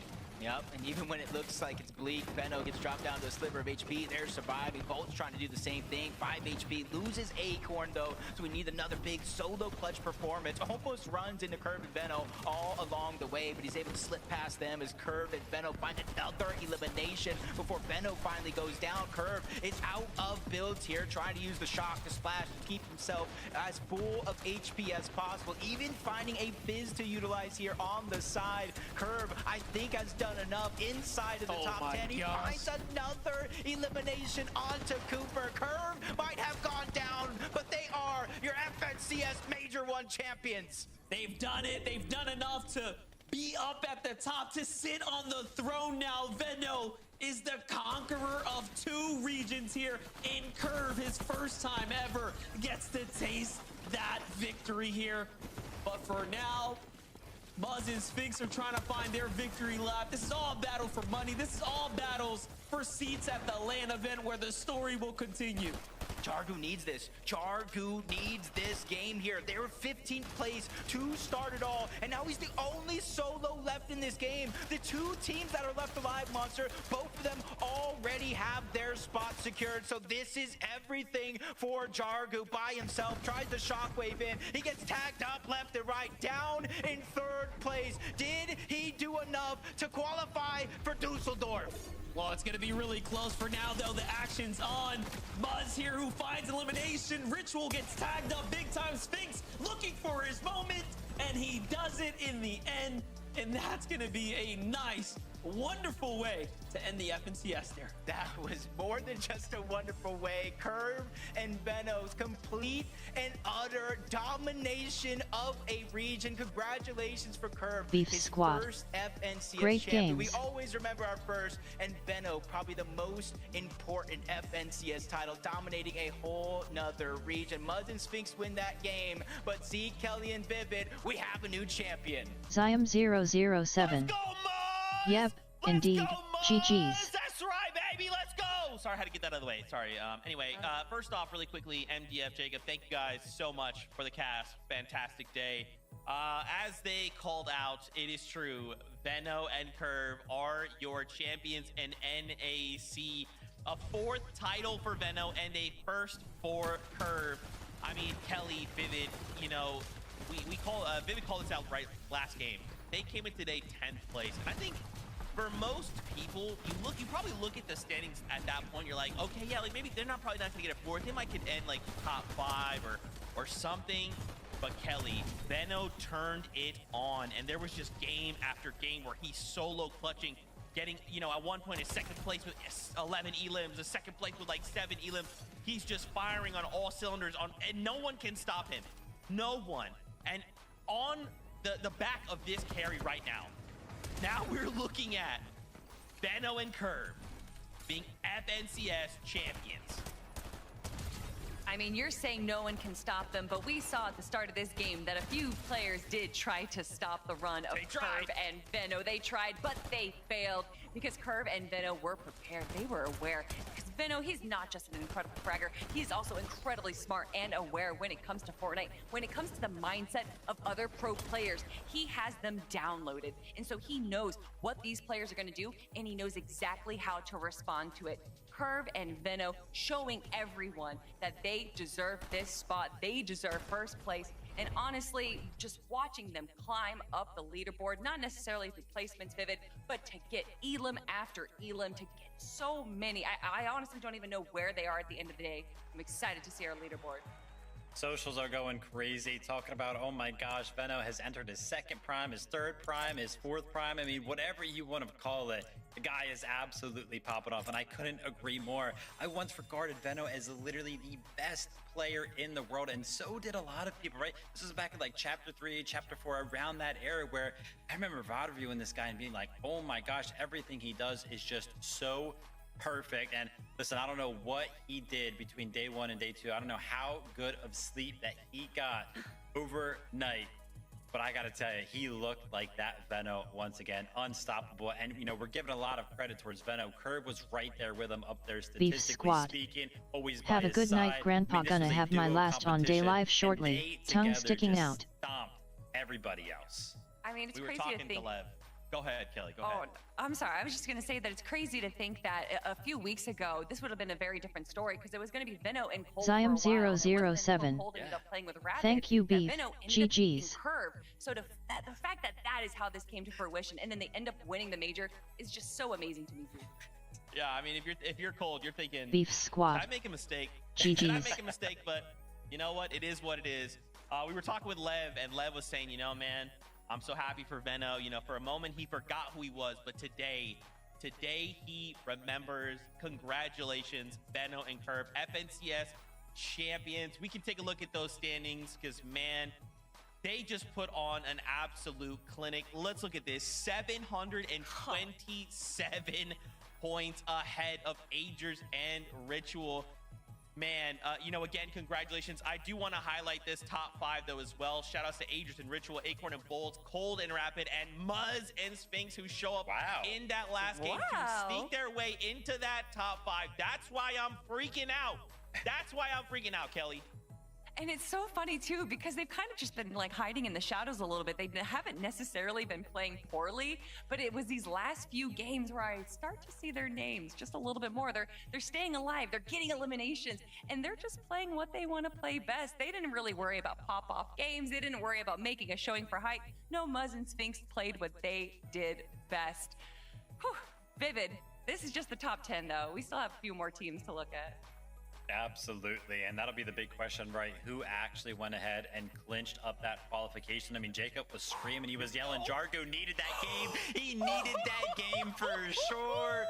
Jargo and Carillion, the solo clutch to sneak in to top 13 by just 2 points to knock Seek and Takiel to go ahead and qualify for Dusseldorf. We could also see up there Cole and Madden clutched up. They were hanging around 10th place throughout the entirety of Grand Finals. It kind of felt like bumped down to 12th, but still qualifying there. And then we got Reet and Cooper, who I think needed that game as well to go ahead and clinch up 372 points. So they did well. And there we have it, Zeke. That rounds up all of the NA teams that are going to be going to Dusseldorf from these Grand Finals. And that's why you can't give up, right, Viv? That's exactly why in those final moments, you know, just think about it. Being in that situation, it's just you, the last game to make something happen, and Jargu does, right? And now he's going to keep his FNCS dream alive. He's going to be going to the summit. Oh my gosh, what a fantastic day here in NA. And, you know, I just want to really quickly just double back to Curve and Venno. I think probably my favorite part of that game, Kelly and Vivid, was the fact that, like, in that last game, immediately Venno sniffed something out. He's like, you know what? This lobby is going to try and hunt me down. They're going to try and stop me from winning right here, right now. And they make a last second pivot. I mean, it feels very appropriate that Venno would be able to sniff out Peter Bot. I feel like they kind of have the same mindset when it comes into competitive FNCS. But more importantly, I want to talk about the numbers, Vivid, because we already looked at it. But to round things off, almost 50 eliminations just for Venno. I mean, what was it? After game 10, we took a look at this, and Venno was on 37, Curve was on 31. So it's just still picked up so many eliminations, ended the day on 49. Had to go ahead and show this because just the individual performance. Obviously, Venno, standout player. But usually when we see a duo that has so many eliminations, for whatever reason, it's kind of like one-sided. You know what I mean? One person in the duo is just finding all the eliminations that day, and the other one kind of, you know, is a couple 10, 20 behind, whatever. But Curve is literally like right there next to him. I mean, on the individual leaderboard, first and second place. What an incredible way to win an FNCS. Well, I will say we have been hearing this discourse, especially when we shifted from trios to duos, that the setup, the makeup of a duo is a little different now. We don't really need an IGL and a fragger. We kind of need two fraggers and two players that understand the game at an IGL level. And maybe that is Venno and Curve. Oh my gosh, yeah. And I love to see that from Curve, because, you know, I feel like I can already see now so many players can just be like, yeah, you got carried from Venno, but it's like, no, Curve actually put in work, right? They made this happen together. And yes, there was times where Venno was solo, but Venno having all that experience is like, hey, don't worry, man. Like, we're getting this win. We're getting it today. What a phenomenal day of Fortnite. We do also have a look at our qualifier